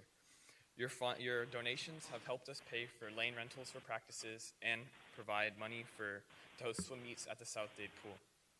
This also helped us buy our team shirts and new suits for us to swim in and compete in. However, we are still in need of some funds for new equipment and for a lockbox to keep our equipment safe. So we ask for you to donate more because we don't receive any funding from the county, and most of our funding, all of our funding, comes from donations from the community. So thank you very much, and we hope to have some donations. Well, thank you. What is your fundraising goal? At the moment, I'm not sure if we have a goal, but anything. What do you need? I think our goal is 3,000. 3,000, okay. Appreciate that, and I'm sure that most, if not all, members of the council will make contributions from their own pools of money to assist you. I know we have your contact information, and I know we'll all be in touch. So as long as you all are here, we'll give you your 15 seconds of fame, and if each one of you want to come up and introduce yourself, as being here, part of the team. Hi, my name is Apollo Stamatiadis, and I swim a lot of different events. Welcome. My name is Marvin Aguilar, and I'm fairly new to the team. My name is Emily Martinez, and I swim a lot of long distance. Very good. My name is Chloe Wilbanks, and I swim backstroke. My name is Noka Sinekrope, and I do a lot of sprints. My name's Jimena Arellano, and I swim the 500 free and the 200 free. Is that all of you? My name is Karen Mendez, and I enjoy swimming freestyle. You. I'm Daniela Gonzalez Quevedo, and I swim 100 breaststroke. Okay. Hi, I'm Joelle Wester, and I usually swim 50 free or 100 free. Good afternoon. My name is Yasin Perez. I am the captain of the team. For events, I do 50 free, 100 fly, and other relays. Hi, my name is Kylie Cowley, and I usually swim 50 frees or relays. My name is Socorro. I'm the fastest kid on the team.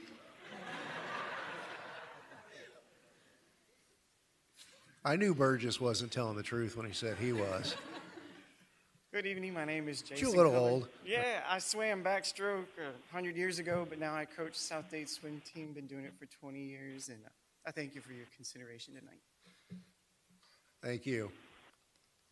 Thank you all. Thank you, parents. Appreciate it.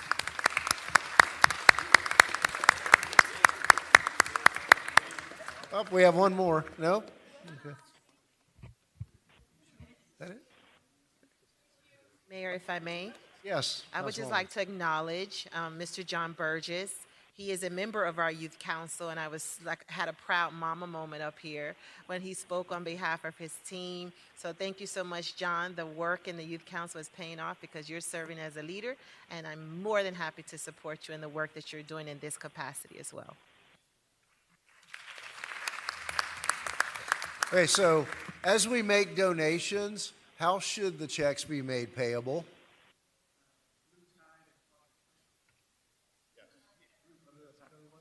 It should be made out to Blue Tide Aquatic Club. That's our booster for the high school. Aquatic Club. It's always important to know who to make it payable to. Blue Tide Aquatic Club. Got it. Thank you all. You're welcome to sit and snooze or go home and have fun. Thank you, Council, for that deviation. All right, now we are back to tab 18. Is that correct, Mr. White? That's correct, Mayor. So tab 18 is the next item on your quasi-judicial agenda for consideration. Tab 18 is a proposed warehouse facility site plan within the Park of Commerce. However, it is predicated and contingent upon the approval of the second reading of an ordinance amending the Park of Commerce master plan specific to this property, which is car number 3605, tab 22. So in similar fashion, I could introduce that as well as tab 18, have a collective public hearing discussion, and then separately vote first on tab 22 and then tab 18. Let's do it. Tab 22 is the second reading of an ordinance of the City of Homestead, Florida, amending the Master Development Plan for the Park of Commerce, as requested by Moss Worldwide, LLC, to amend the general architectural controls, building setbacks on a portion of the property identified by Miami-Dade County Folio number 107921-011-0035, located within the East End District of the Homestead Park of Commerce, providing for conflict, severability, and providing for an effective date. Back to tab 18, under the quasi-judicial agenda, is the corresponding site plan application. This is a resolution of the City of Homestead, Florida, granting site plan approval as requested by Moss Worldwide, LLC, for the development of a warehouse facility on an approximately 4-acre parcel of land within the East End District of the Homestead Park of Commerce, generally located on the northwest corner intersection of Southwest 336th Street, Park of Commerce Boulevard, and Southwest 142nd Avenue, as legally described in Exhibit A, and providing for an effective date. Thank you. Anything to add, Mr. Cordino? No, sir. We approved the first one on first reading last time, so that's the same. The site plan, we are recommending consideration for. We're recommending consideration. Everything works out with the plan. It all fits in the code. It's appropriate for the district. We were experimenting again with some of the things that may speed the applications through the process. So we allowed the applicant to submit to this point without some of the more engineering type documents that that really that respond to an approved site plan. So the condition is that they need to get their paving and drainage plan submitted and approved. They need to get their photometrics, which is the lights, submitted and approved. They need to submit their stormwater plans to the county, and they need to go through the public art process. So there are 4 different plans that we exercise flexibility on.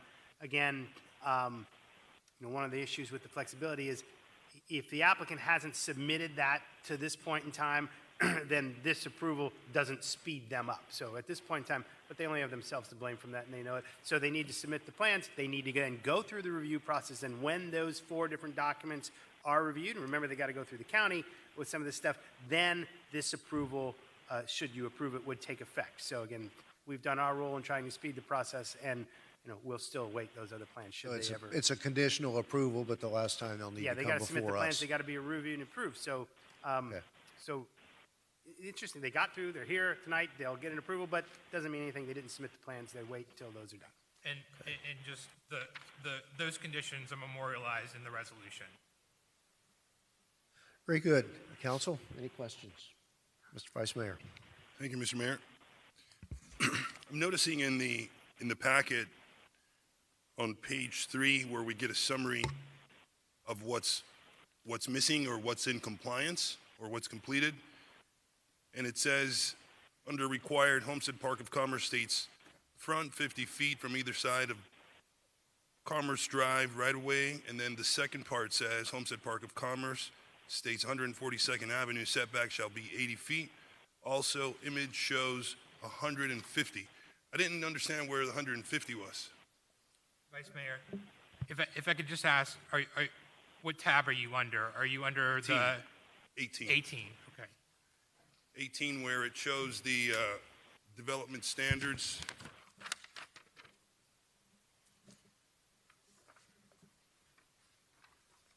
It's got page number 3 on the I think bottom. his image is showing 150 feet when the setback shall be 80. So I think that what we're referring to is that the image in his document, let me find it, is referring to 150 feet for whatever reason. I'd have to find it. Michelle, is that right? And the second question I had was for the applicant. Can we? Mr. Bass?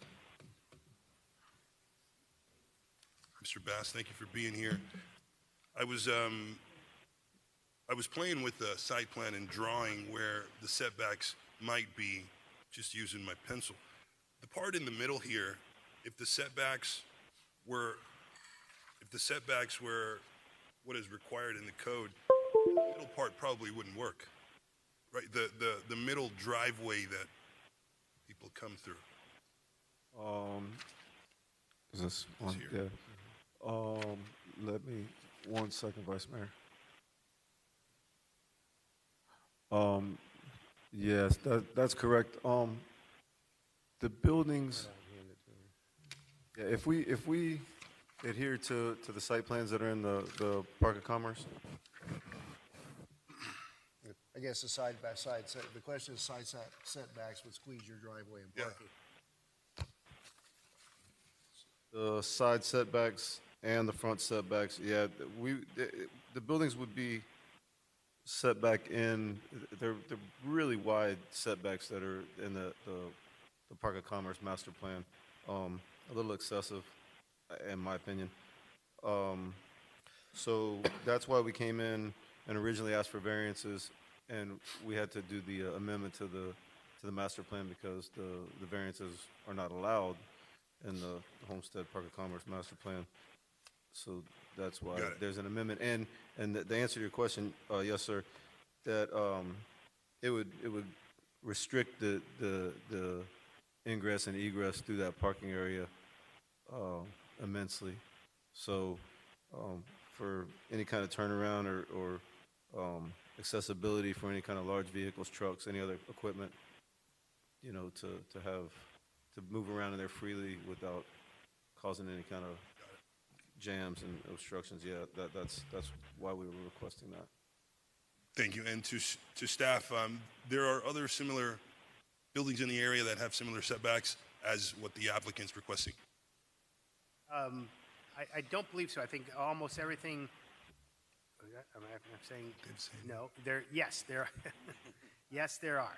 Typically, we make them build to those and to the setbacks in the plan. But yeah, there are other buildings in the area with these similar setbacks. Thank you, Mr. Cordino.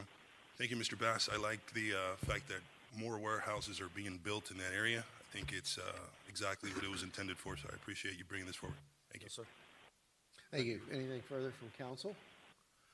No? Okay, so anyone in the audience or online wishing to speak on this matter?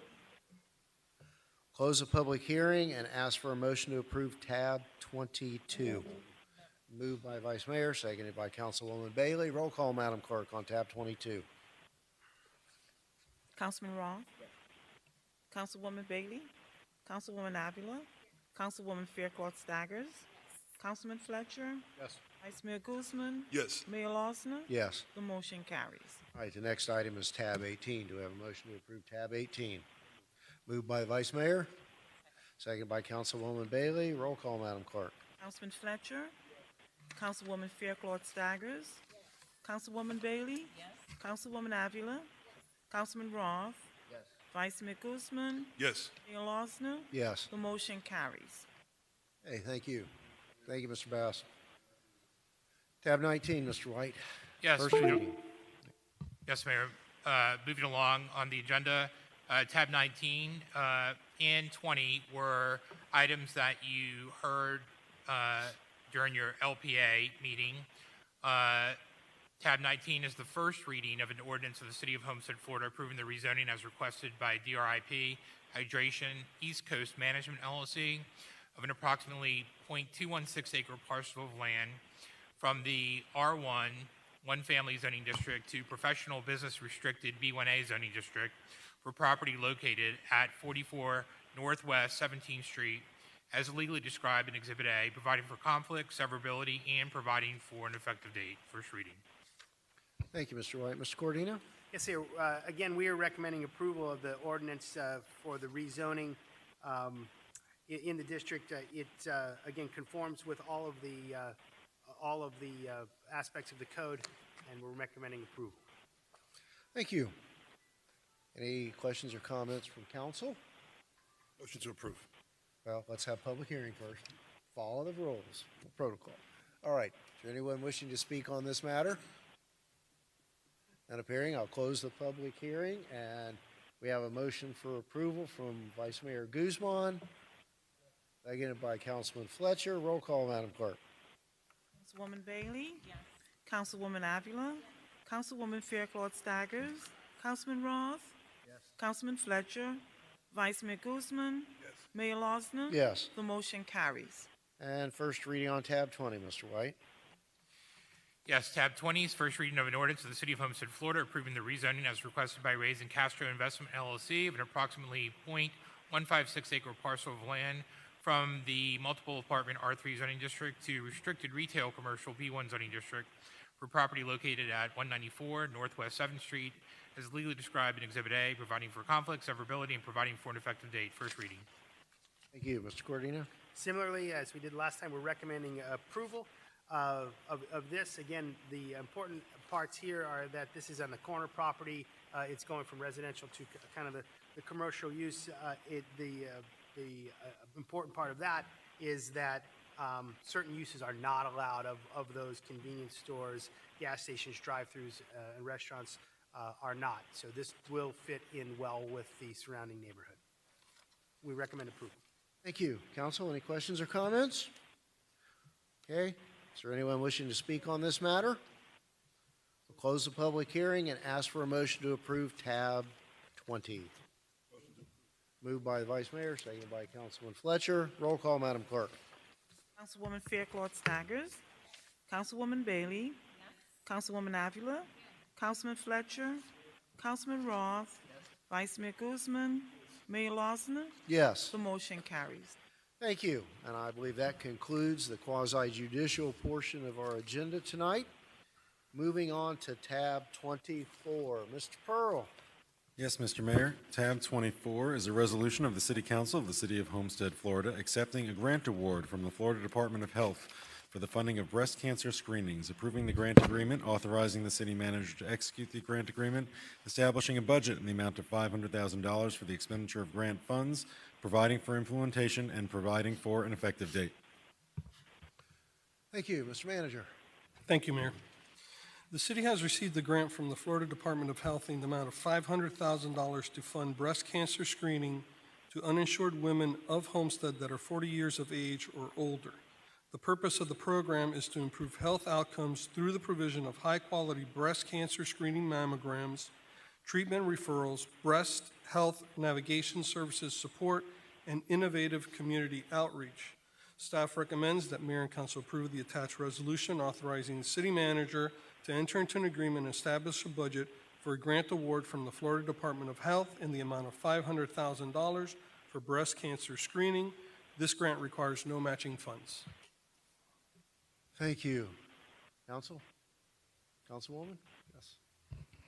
Yes, thank you, Mayor. And thank you, Jerry, for bringing this forward. I look forward to the check presentation on next month with State Representative Chambliss. But I had reached out to the city manager and his staff to get some information on how will this be rolled out in our community. And the information that you provided me with wasn't necessarily what I had envisioned, but I like it because my vision was partnering with a hospital so that those services can be provided in a hospital. Because when you're going to get a mammogram, it's scary. It's scary in there. And you're sitting in there with your robe on, looking at everybody. Will it be me? Is it her? So it's scary. So I wanted it to be in a hospital setting because the experience and the support, but then I thought about access. And the model that you have created will provide even greater access because it goes out into the community where they are because they may not go to the hospital. So I didn't think about that. But after reading what you have proposed, I think I like that better.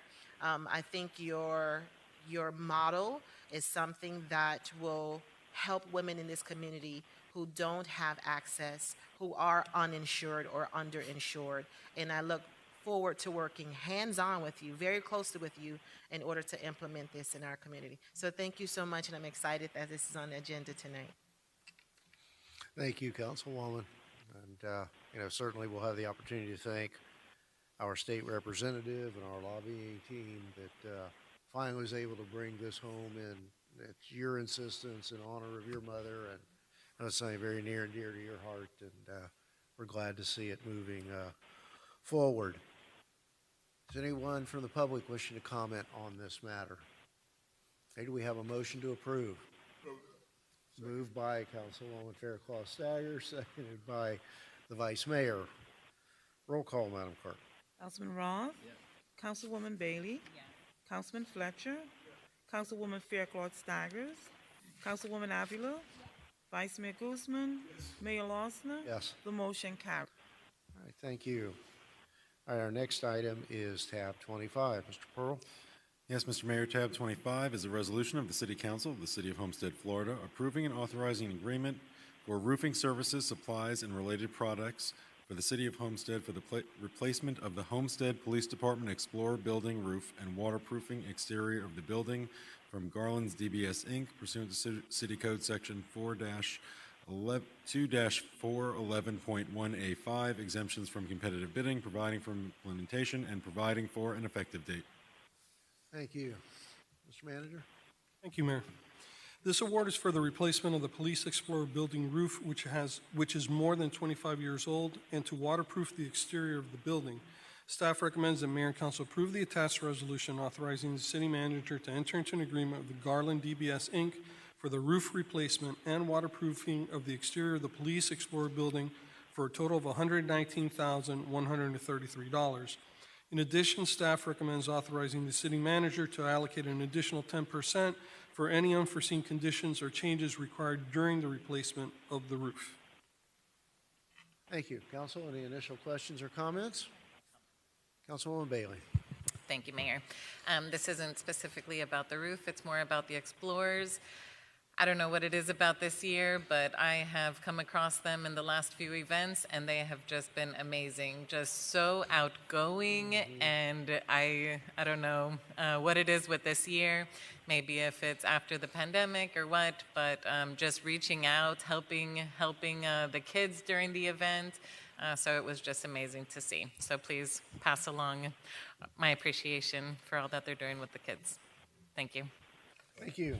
Vice Mayor. I wanted to ask staff if they had any feedback from the local roofers that declined to bid. No, Vice Mayor, but we can reach out to them to see why. Most of the time, from my personal experience, it becomes an insurance issue. They don't have the sufficient insurance to cover for the work being done. But Garland does go out to the local roofers, and in fact, here in South Dade, and does do the solicitation for us, right? So they go in, and if you look at the documentation in the back, you can see that multiple roofers did submit bids, and obviously, as always, we go with the lowest bidder for the award. Thank you, Mr. Manager. Hey, thank you. Is there any public comment on this item? Close the public hearing and ask for a motion to approve tab 25. Moved by Councilwoman Bailey. Second by the Vice Mayor. Roll call, Madam Clerk. Councilwoman Fairclough Staggers. Councilwoman Bailey. Yes. Councilman Roth. Yes. Councilman Fletcher. Councilwoman Avila. Vice Mayor Guzman. Yes. Mayor Losner. Yes. The motion carried. Is that what they call a pregnant pause? Okay, and tab 26, car number 3664, emergency sewer line repair. Mr. Manager? Thank you, Mayor. This is an emergency purchase notification to council by staff as required by the City of Homestead Code of Ordinance, Section 2-413, emergency purchases. No council action is required. The Procurement and Contracts Department has been having sewer blockage issues for some time and has progressively worsened to the point that the restrooms within the department have become completely inoperable. Due to the nature of the emergency, the City Manager's Office under Section 2-413 Emergency Purchases has authorized an emergency purchase order to be issued to Design Build Inter-American, Inc. for $52,060.50. Right now, staff literally has to walk to other city facilities or drive home to go ahead and use the restroom right now. Okay, so that's just informational. We don't need to. No, sir. no vote The code required. requires whenever I authorize an emergency purchase, that at the next formal meeting, whether a COW or council meeting, I have to submit an item for the public to hear as well. Are we completion date, or is it done? We're done. It was done. Good. All I had to do was tell you about it. Okay, very good. Okay. All right, we are now at the public comments portion of the agenda. The one individual who registered in advance, Dan Suarez, are you here? We have Mr. Suarez, want to come on down and give us your name and address for the record? And remember, we have a 3-minute timer. Welcome. Thank you for hanging in there with us tonight. Hi, good evening. My name's Dan Suarez. I own a property at 430 Northwest 10th Avenue. Good evening, Mr. Mayor, Vice Mayor, members of the dais. I purchased this property in February of 21. As soon as I purchased the property, I tried to switch the utilities into my name. I was told everybody was working from home, COVID was running rampant, there was a balance from the previous owners. I submitted my application, they said they'd be in touch. Never heard anything. Time slipped by. Shame on me, I didn't stay on top of it. A little over a year later, I'm like, my power's still on, I still have water and all this, and I'm like, oh my God, I never switched the power over. So since May, I've been calling and trying to get it switched over. There's a balance now of probably $3,500, $1,000 of which was owed prior to me purchasing it. They won't allow me to close the account, even if I paid the full balance. The people that I've talked to won't let me close it because it's not in my name. So I'm like a dog chasing its tail. So I came here today to try and speak to somebody who's in charge of utilities to try and get this rectified. I know I owe my fair share, and I'm not trying to get out of any of that, but I'm not getting anywhere over the phone. So that's why I came here this evening. Mr. Manager? Mayor, this is the first I hear of it, but I'll be more than happy to talk to the gentleman after the meeting and the customer service director, and we'll go ahead and figure something out. Okay. Thank you very And much. please, I my appreciate it. apologies for having Hey. to resort to That's all coming right. here and sitting through the meeting tonight for that. Hey. These are the kinds of things we need to hear about and know about where we have potentially hiccups in our system. So, in that regard, I'll be in the back. thank you, and, Thank you. and please, apologies. All right, Mr. Kraft, can we get Mr. Kraft a microphone?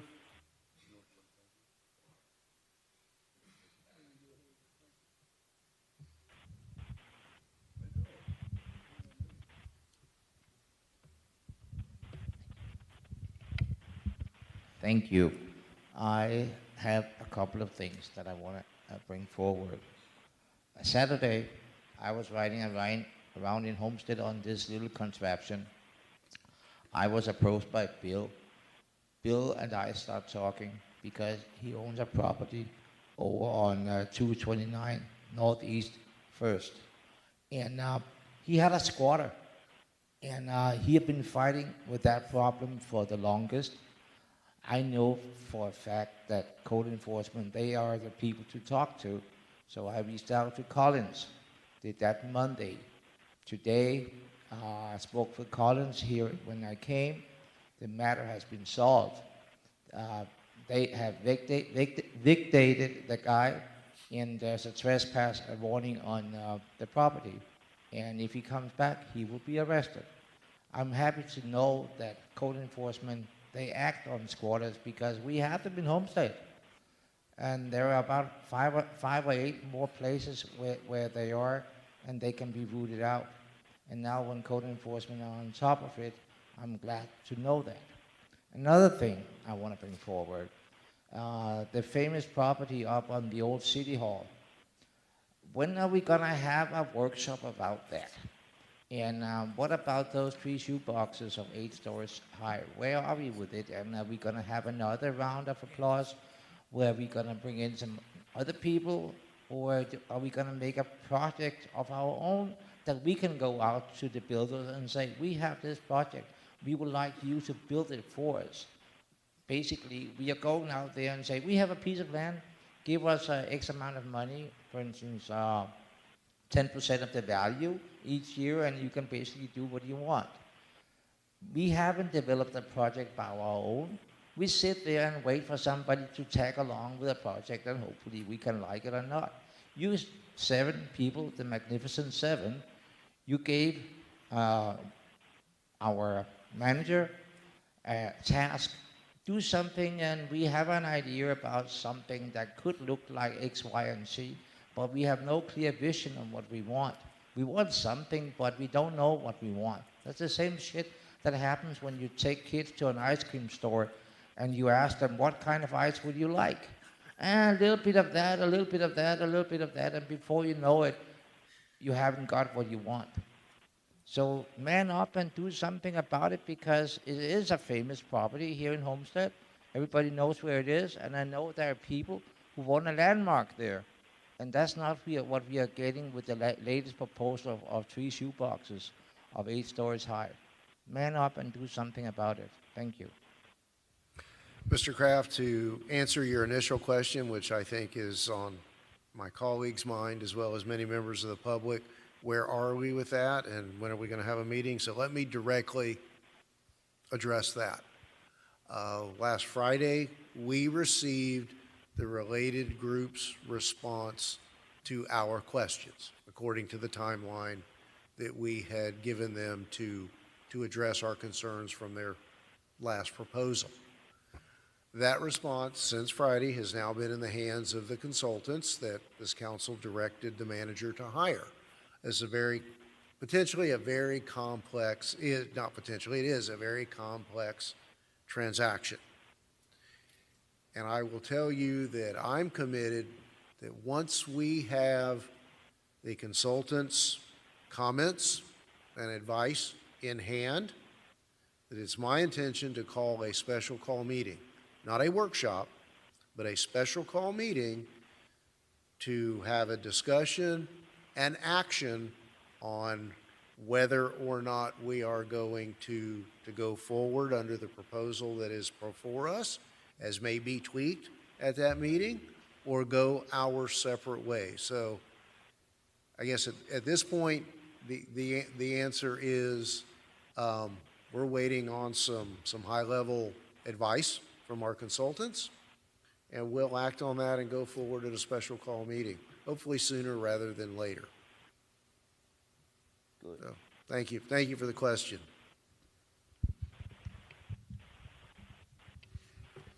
Anything further from the public? Okay, Mr. Manager, do you have anything further? No, Mayor and Council. Nothing for the manager's office. Okay. Mr. Attorney, anything further? Nothing this evening. All right, thank you. Councilman Fletcher? Yes, thank you, Mr. Mayor. Just a brief question for the city manager, and I know we have an answer for this. Over in the southeast section of town, we did have a day delay in garbage pickup from yesterday to today. I got several phone calls today, and I just want to have an answer I can provide to the residents. Are we running a little behind with manpower, or is it vehicle issues?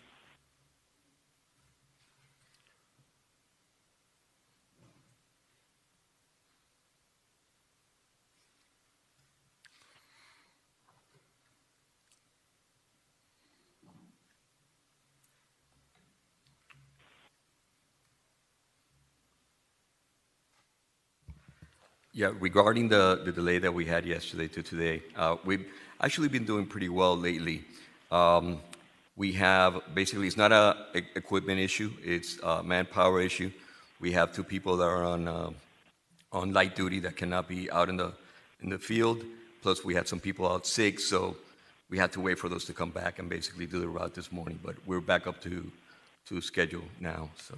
Okay, thank you. I just had several phone calls and want to be able to provide that answer, and I didn't want to speak out of turn. So with that, I'll be brief this evening and yield my time to the rest of the council. Thank you.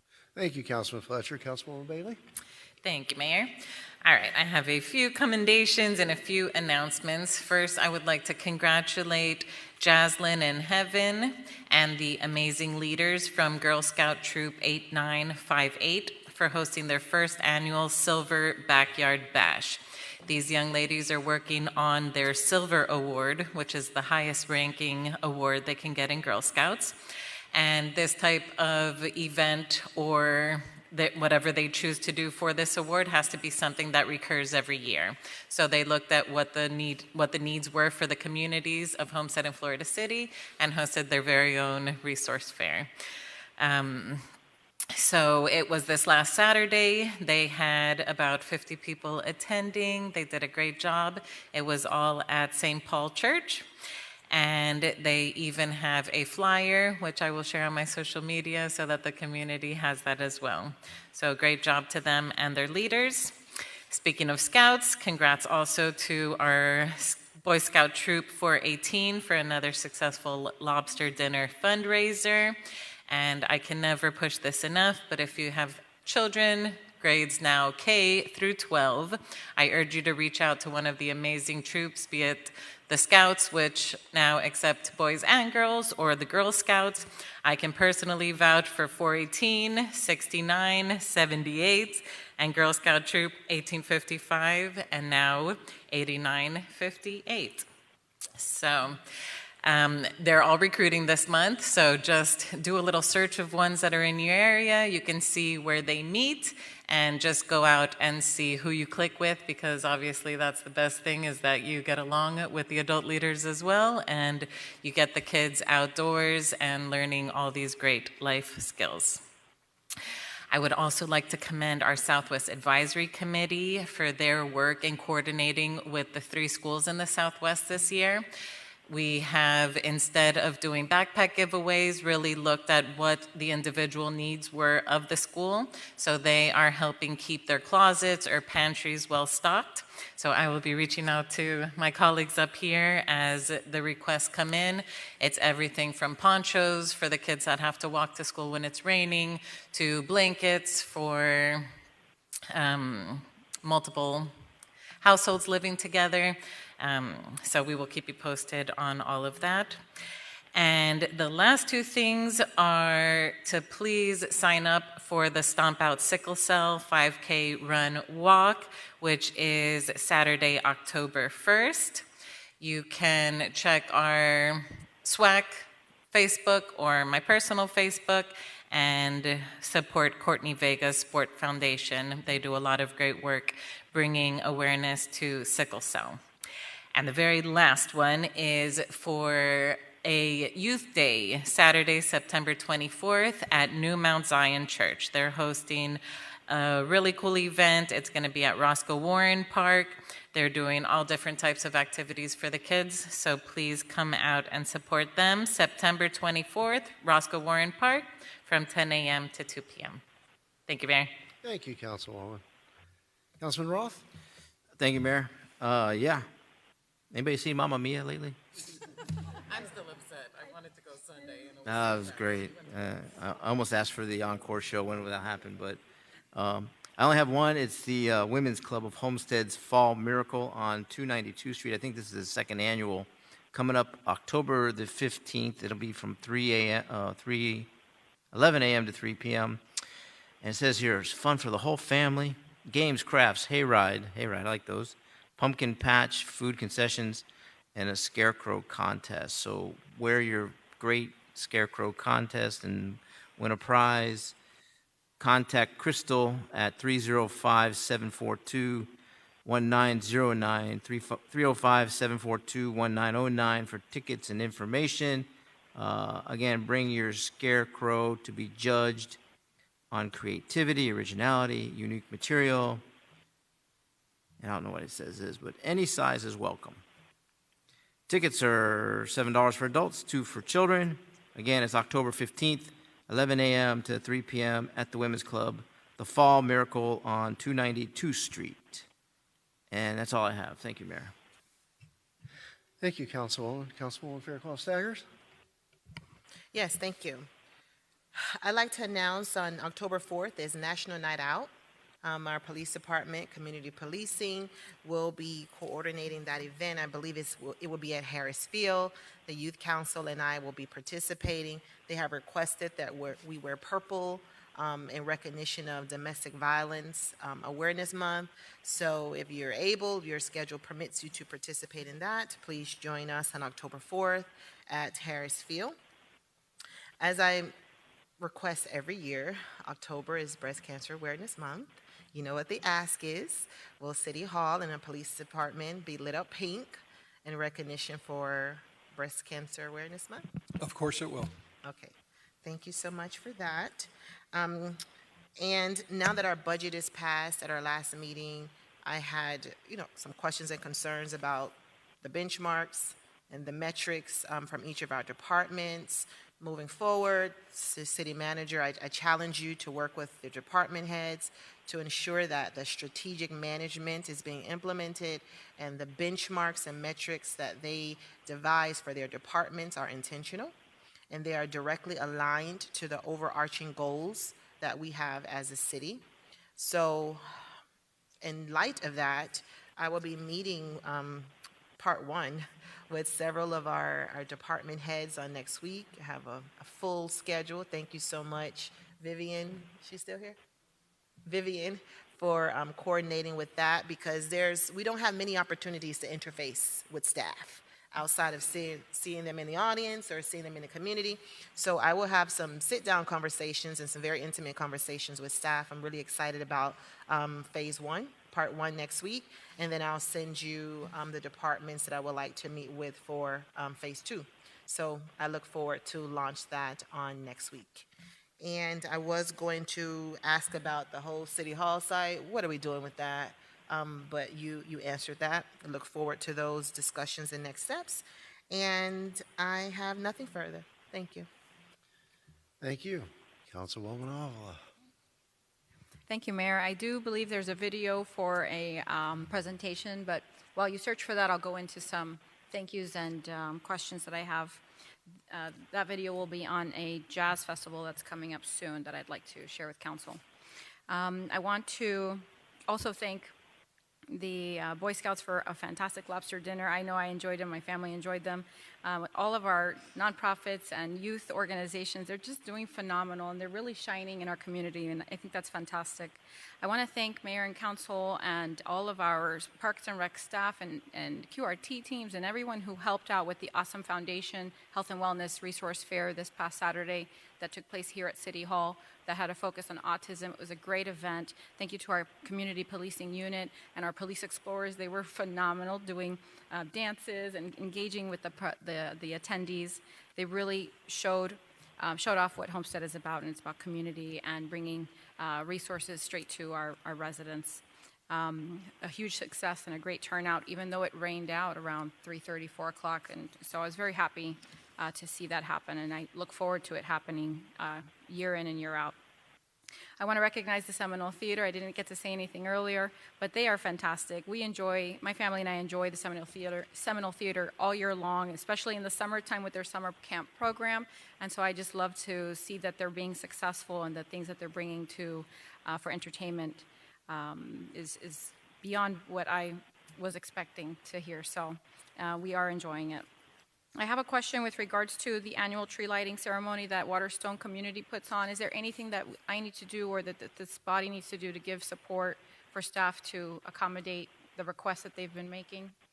No, Councilwoman, it's one of your events. You're sponsoring it, so we'll help out with the equipment. Okay, thank you. So I look forward to that. That's November 19th. I hope to see Mayor and Council there for that annual tree lighting ceremony in Waterstone. I want to say congrats to the small businesses that will be graduating from our CRA Small Business Clinic. And I think, are we open to attend that graduation and celebrate with them? Yeah, fantastic. So I look forward to being there. I want to announce Dogs in Crisis Sanctuary is having their 10-year anniversary at the Women's Club. You can buy tickets to join in and support this event that helps dogs in crisis. It's 305-303-7634 is the number for Amy Spadaro, and you can get your tickets for that event. And that is on October 1st. October 1st. And at the Women's Club, yes. And so without further ado, I'd like to show this presentation, which is for let me find the correct name. It's the City of Homestead Miami Smooth Jazz Festival that will be happening in October. This is spearheaded and sponsored by Commissioner Keone McGee. And I want the council to consider how we can participate in making this event. It's going to happen regardless. It's already in the works, but I would like for us to participate somehow and show our support. It's a jazz festival. They have multiple levels of sponsorships available. They've been in discussion with our city manager and trying to find ways like in-kind donations for us to be able to support as well. So let's go ahead and watch the presentation. I'll be watching it for the first time with you all as well. Stephanie Mills, Bonnie James, Cameo, Damien Escobar, Pieces of a Dream, Stokely, along with 13 other phenomenal artists for the Miami Smooth Jazz Festival, October 28th and 29th at the Homestead Miami Speedway in Miami-Dade County. Tickets going fast at MiamiSmoothJazzFest.org. We're back with South Florida's original Smooth Jazz Festival. Get your tickets now at MiamiSmoothJazzFest.org. MiamiSmoothJazzFest.org. All right, so as you can see, it's a very exciting jazz festival right here in our backyard. I don't know why we don't know about it sooner. I don't have those answers. I wish it had been brought to us much earlier. But it happening in the new budget year, maybe it gives us the better opportunity anyway to have the discussion about sponsoring. If we're able to do so, we'll receive sponsorship benefits. The festival will explore possible opportunities for artists to visit local schools in support of their music programs. So just bringing it for conversation. I would love to see this kind of event go on with our name on it somehow. It would be a shame for it not to. And I want to acknowledge that our CRA is hosting a jazz festival in February. And I think it would be a fantastic precursor and a great way to start buzz and excitement around that event happening in our CRA. So thank you. Council? Comments? Questions? I'm with you and support you 100%. Whatever we got to do to make it happen, count on my support. Councilwoman Avila. What is it they're looking for from us? Well, it could be a cash sponsorship and in-kind donations. Up to their minimum sponsorship is $10,000. So if we can put together a combination of those two to reach 10,000. Well, the reason I'm asking that is we have city days out there, and I don't know if they're paying the venue to be out there, but that would be one. We could, I don't know how many city days we have, but maybe we could work something out with the track that it's in conjunction with that office and the city of Homestead, and we give them one of our days. So maybe that's something we could work out without having a cash thing. Councilman, we'd have to research that, but I believe contractually we probably could not give away days. Well, it wouldn't be a giveaway, it'd be a co-sponsorship, so it would be something that the city would be putting on with them as well. We can take a look. I know that we do have specified days, but they are, for my recollection, city events. But I'm happy to go back, take a look at it. I'll talk with Jerry and see if that's a possibility. Of course. Yeah, but I would communicate with the track too, because if they're looking at that as a money-making event for them as well, so. Understood. Yes, sir. As long as everybody's getting along and cooperating, we could work out something that way. That way, it's just not an automatic cash donation to that thing. We've got in-kind we can probably provide. So I'll let you all figure that part out. We'll talk to them. All right. Absolutely. Thank you. Thank you, Councilman. Thank you, Larry. Councilman Roth, and I just want to say that I do have a long list of in-kind donations we can consider. And what I would like from today is just, I'd want to have a motion to grant city staff the opportunity to start researching and negotiating and have the authority to get into contract with Empowerment Inc., which is the company that's putting this on, to provide the in-kind sponsorships, whether it's police, fire, solid waste, some type of combination of that. So it wouldn't necessarily mean that we have to figure it out exactly tonight, but just the authorization to begin those negotiations. I did reach out to Mr. Rowan and asked him what would be acceptable in terms of in-kind. He did respond to me in the sense that he's willing to do a hybrid, part cash donation and part in-kind, but he never sent me a list of what was acceptable in-kind. So I'll reach out to him again. Anything further from council? Well, I could be supportive of in-kind, but let's recognize that in-kind does not come without a cost. But for me, in-kind builds in a safeguard that we're not directly handing city cash to a promoter that was hired by the county. Clearly somebody's out there making money, and we're glad they're here in our backyard. So if there's any way that we can engineer this as in-kind support rather than cash. I mean, because I think back to that we've had to hire someone to do procurement for projects in our CRA, and I can't really reconcile that with just handing a promoter money. So that's kind of where I'm coming from with the in-kind. So, you know, I'm supportive of being that. Now, I would hope that we would forego the sponsor benefits. We can all buy our own tickets. We can all get our own seats. I don't think we should be taking the benefits of that. We just need to make that in-kind contribution. But it also raises another issue for me, and, and I support that. The rodeo has indicated to me that they're no longer going to do a parade because it is not cost efficient due to police costs.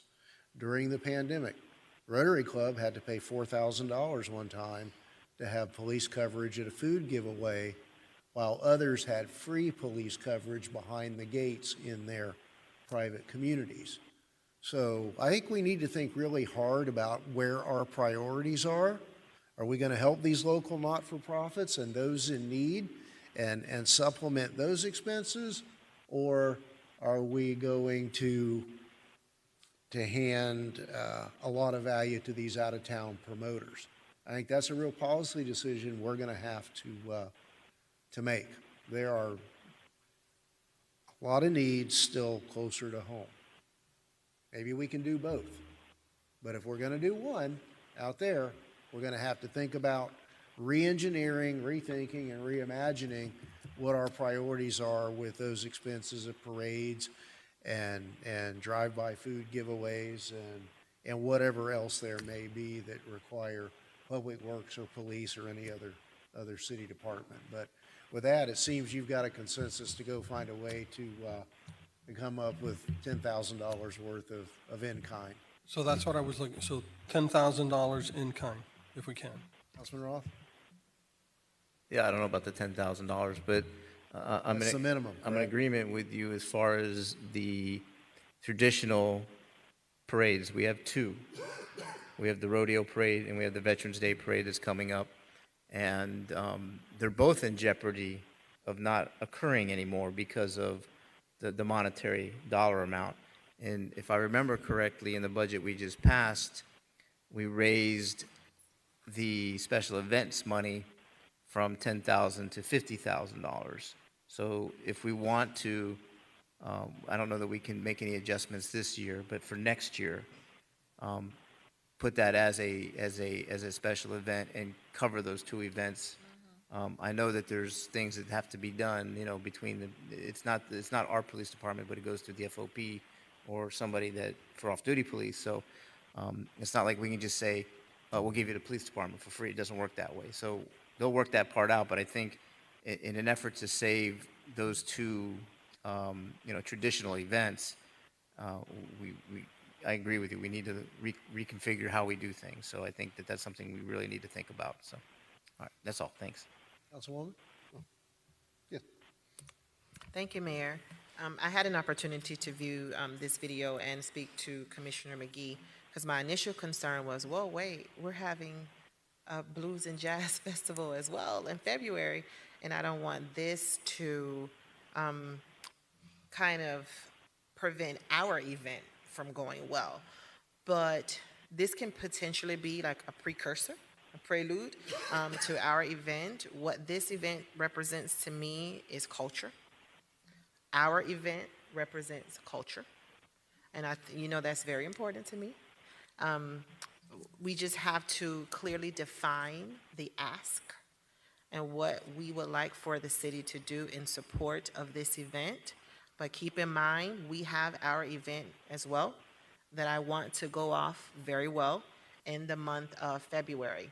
So I am open to conversations about what that clearly defined ask is and how we can support this, to me, event that leans towards culture.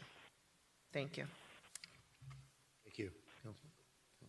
Thank you. I really appreciate the opportunity to bring it back to you. Can we bring it back to the CAL meeting with an agreement of some sort, and then we can approve it at that point in time?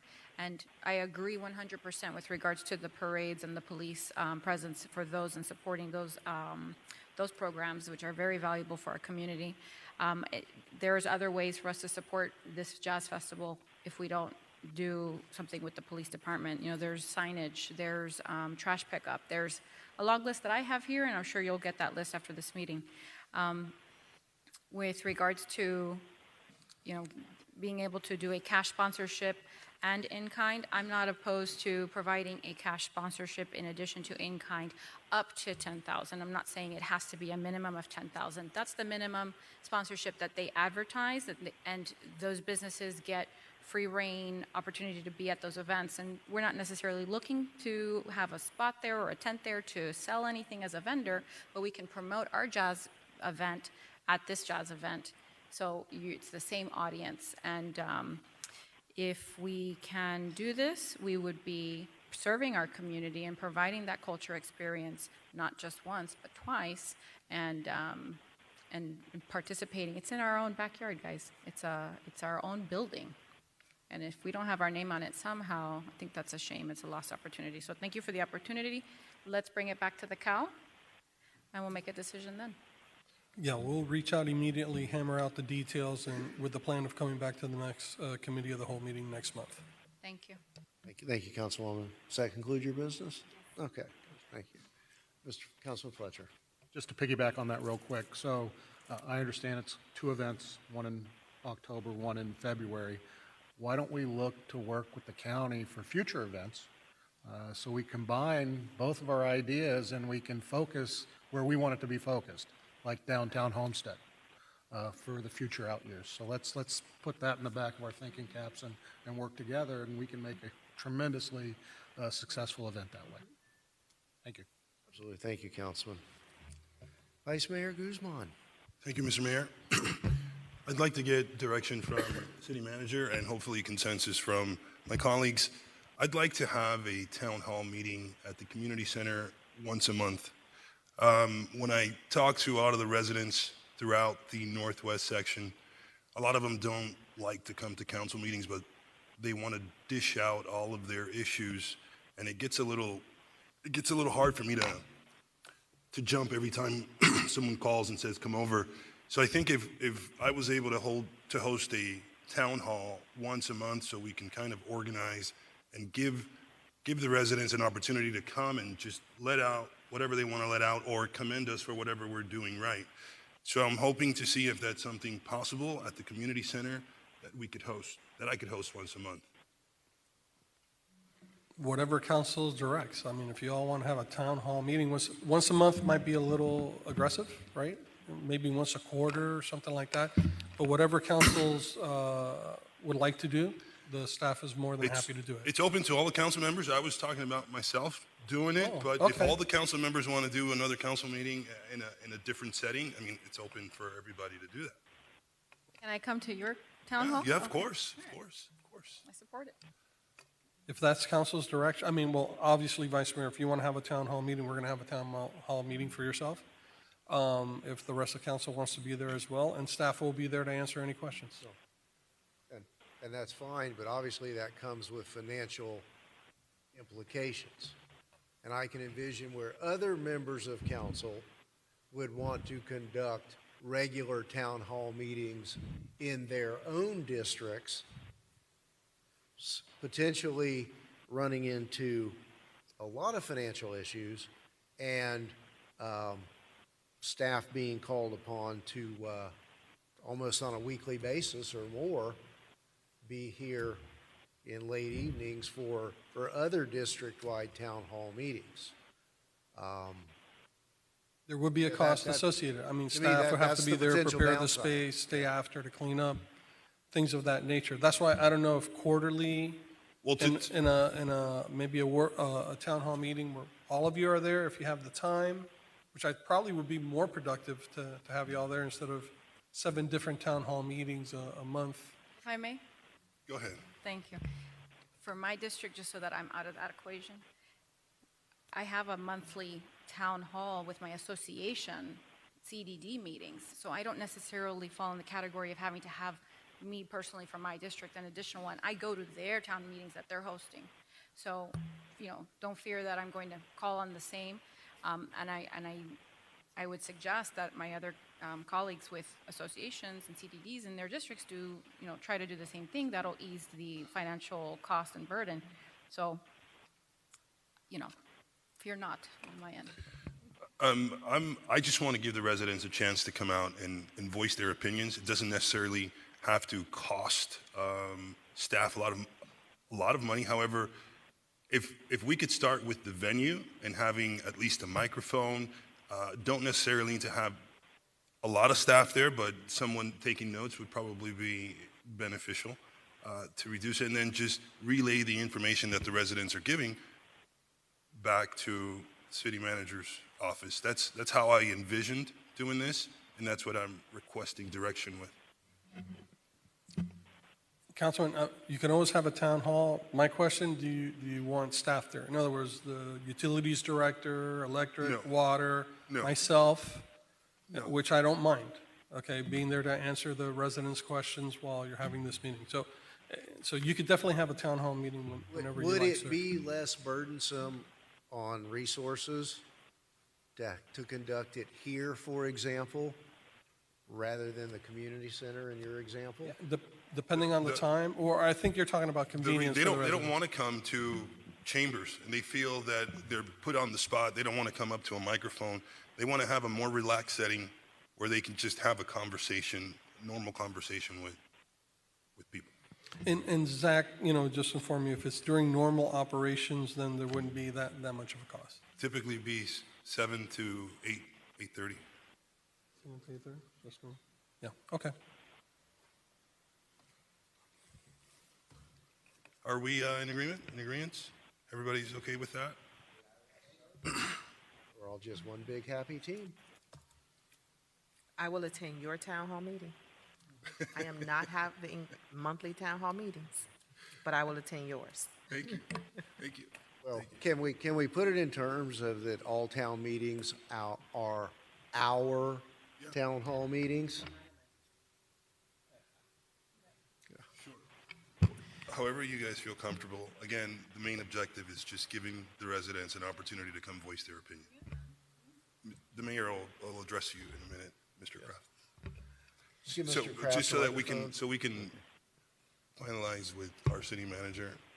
Is there anything else we wanted to? All right, Councilwoman. Thank you, Mayor. I'll just add to it that I'll join a few of yours probably, but within the Southwest, I try to get little pockets of areas at a time and do something. So I won't be requesting any big ticket items either, but I will be happy to join at the Dickinson Center. Thank you. So if the manager just let us know how and when it's going to happen, and Yeah, what we'll the coordinate cost with might the. be. Thank you, Mayor. We'll coordinate with the vice mayor and see when we schedule the first one. And of course, you're all invited. The first rule is you got to give them something to eat and drink. Now it's going to start getting expensive. We'll work it out And make not sure stale that cookies. make sure that the residents are addressed. I appreciate your support. Thank you. Team. Thank you. Can we get Mr. Kraft a microphone?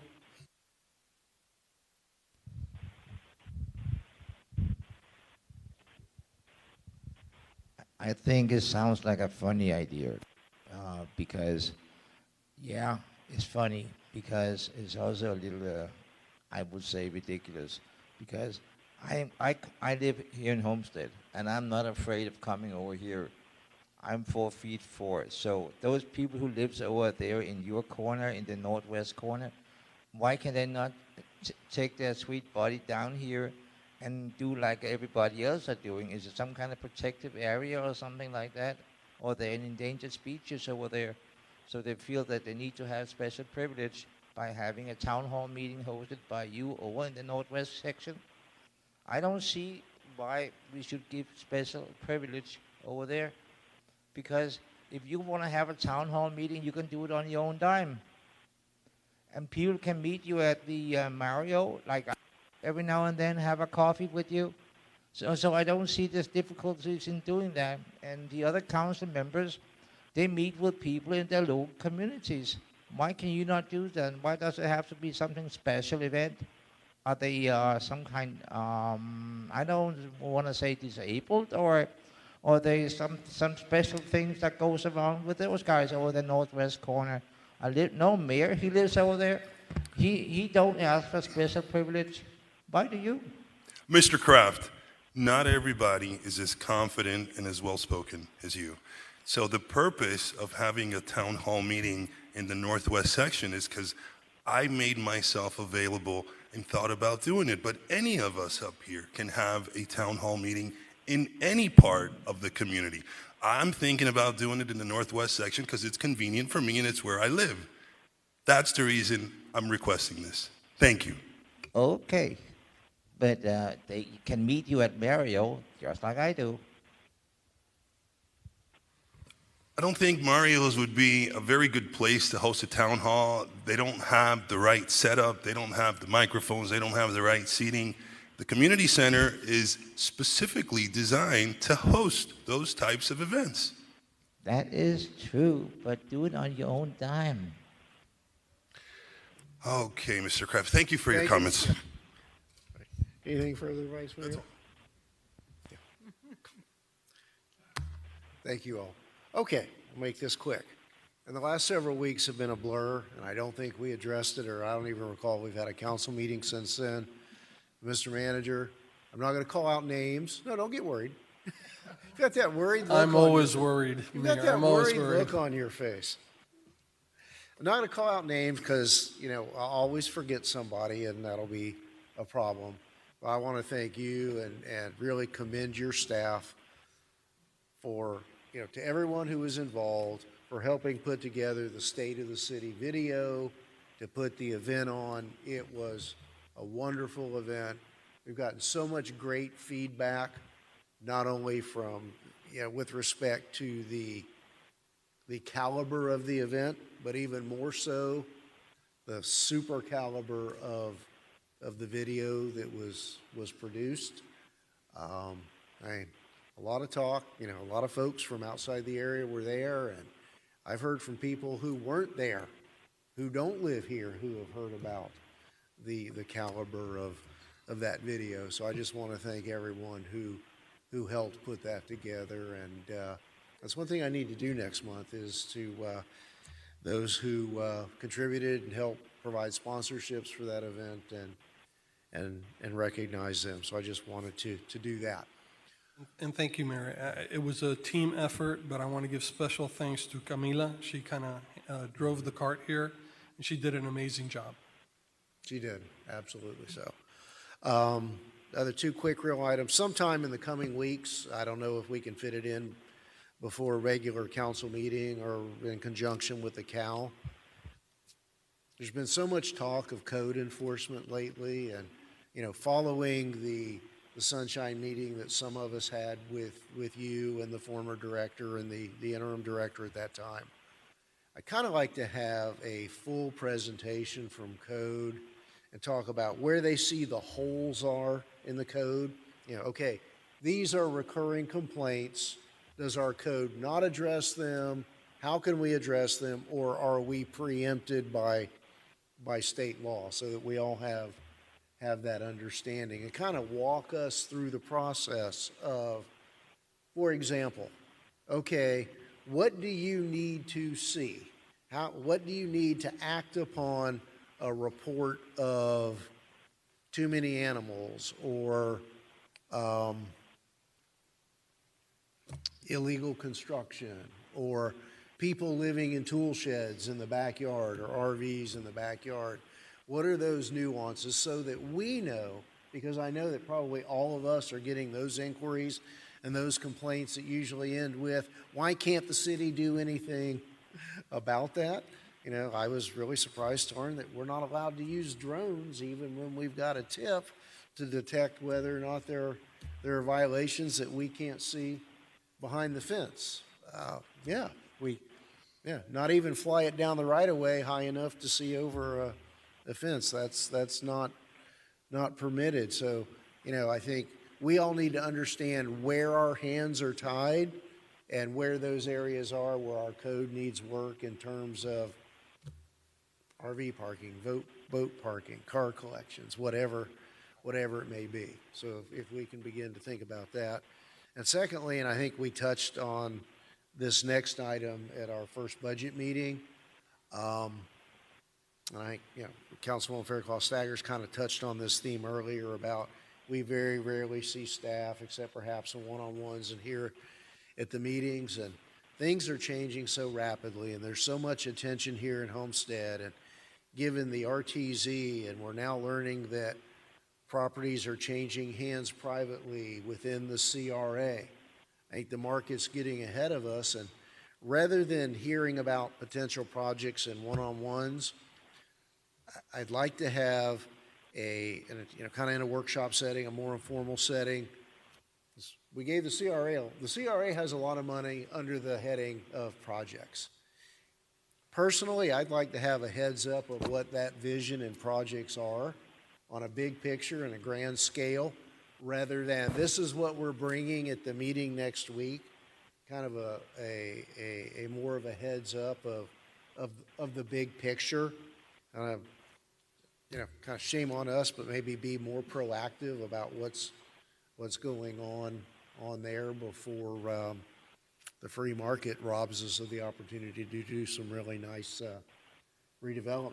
Certainly, in the southwest areas where some of us are talking about increasing density and smaller lots and so forth, those all may be moot points before long. So if we could kind of have those and get back into the pre-pandemic meeting swing of things. So that's all I have tonight. Mayor, we'll be more than happy to set up both those meetings. Yeah. Okay. Without talking about locations, how are we doing on the dumping cameras? They're going up. Dumping cameras are going up, and in addition, I know I talked to you earlier today about some other things we're doing. I don't want to publicly say them right now, but I'll be more than happy to inform the rest of you personally what we're doing to address that. It seems to be getting worse every night. It's a challenge not only for us. I mean, it's a challenge that the county's experiencing itself, especially in the Redlands. There's a lot of illegal dumping going on there. I know the news leader had an article about it, I want to say about a month or 6 weeks ago, regarding the issue with the county as well. So it's happening countywide. It's not only Homestead, but we are taking actions. We are putting things in place that we hope will start addressing these concerns. I appreciate that. Thank you. All right. Can I just add, I just want to add something to your thought process in code enforcement. It seems like there's a lot of people that want to use their extra space in their yards as storage. And some of them may be using it to store other people, their vehicles, their boats, their trailers, and charging for storage. So one of the things I think we need to look at as a code, we may not be able to combat them storing property that they own themselves. However, if we suspect that they are doing it as a business and storing other people's property that's not registered to that home and that address, that may be something we could look at as far as a code type thing to change. I know that there's a property in my neighborhood that's got 5 or 6 boats in the backyard, and I can't believe one person owns 5 or 6 boats that fully function. No sane person would own 5 or 6 Yeah, boats. well, yeah, that's true too. But so that's something to always think about, and I think we need those and again, workshops. how do we detect that? How do we deal with it once it's brought to their attention? Yeah, so those are just those are just one of the items that Many items, yes. There's plenty, and it's also multiple families living in a single family residence. Yes. And you Everywhere. know that Most is going everywhere. on when you see a half a dozen cars sitting in front of somebody's front yard. So, and I know I've spoken to code enforcement about that before, and when residents call and complain about that, there's almost nothing we can do to combat it. And that's what we need to know. And those are things that we had to figure out. I mean, even if you would take, if you have some, just a suspicion, and you took and looked at their power consumption and water usage versus a regular single-family home, if they're using 3-4 times that amount, that would send off and trigger something. But I don't know what our rights are to go in there and try to fix all that. And I mean, there's plenty of problems to try to solve. We're not going to solve them all, but if we keep working at it, eventually we're going to have the community that all of us want, which is cleaner, more aesthetically pleasing, stable, whatever words you want to use. So, but thank you for the opportunity. Thank you. Vice Mayor. Thank you, Mayor. I'm noticing that a lot of the residents that are afraid to be disclosed on the code enforcement citations or code enforcement issues that they should bring up to code enforcement, they're circumventing that and basically calling all of us up here, and we're the ones that are getting that information to city managers. So just so that we're clear, are we the ones that are being disclosed on those documents to all the residents when they get a citation? Usually, Vice Mayor, I just reach out to code and say I received the complaint. That's 99% of the time. I just received the complaint and I pass that through them. And I think part of the issue, I think the county has passed, or the state has, new laws that there's no more anonymous complaints. So I think a lot of residents. Maybe we need to put that on our legislative agenda. Yeah, but correct. It's chilling legitimate code enforcement. Right, exactly. And so a lot of residents are now concerned about putting in a formal complaint, and I think they're finding the path of least resistance or risk, and they're reaching out to you all. Okay, thank you. Yeah, absolutely. They're going to take care of It's that picked tomorrow. up. It was picked up today. Finally. Yeah. Which one? The one on 15th? The one south of 15th was picked up today. Yeah. I'm sorry?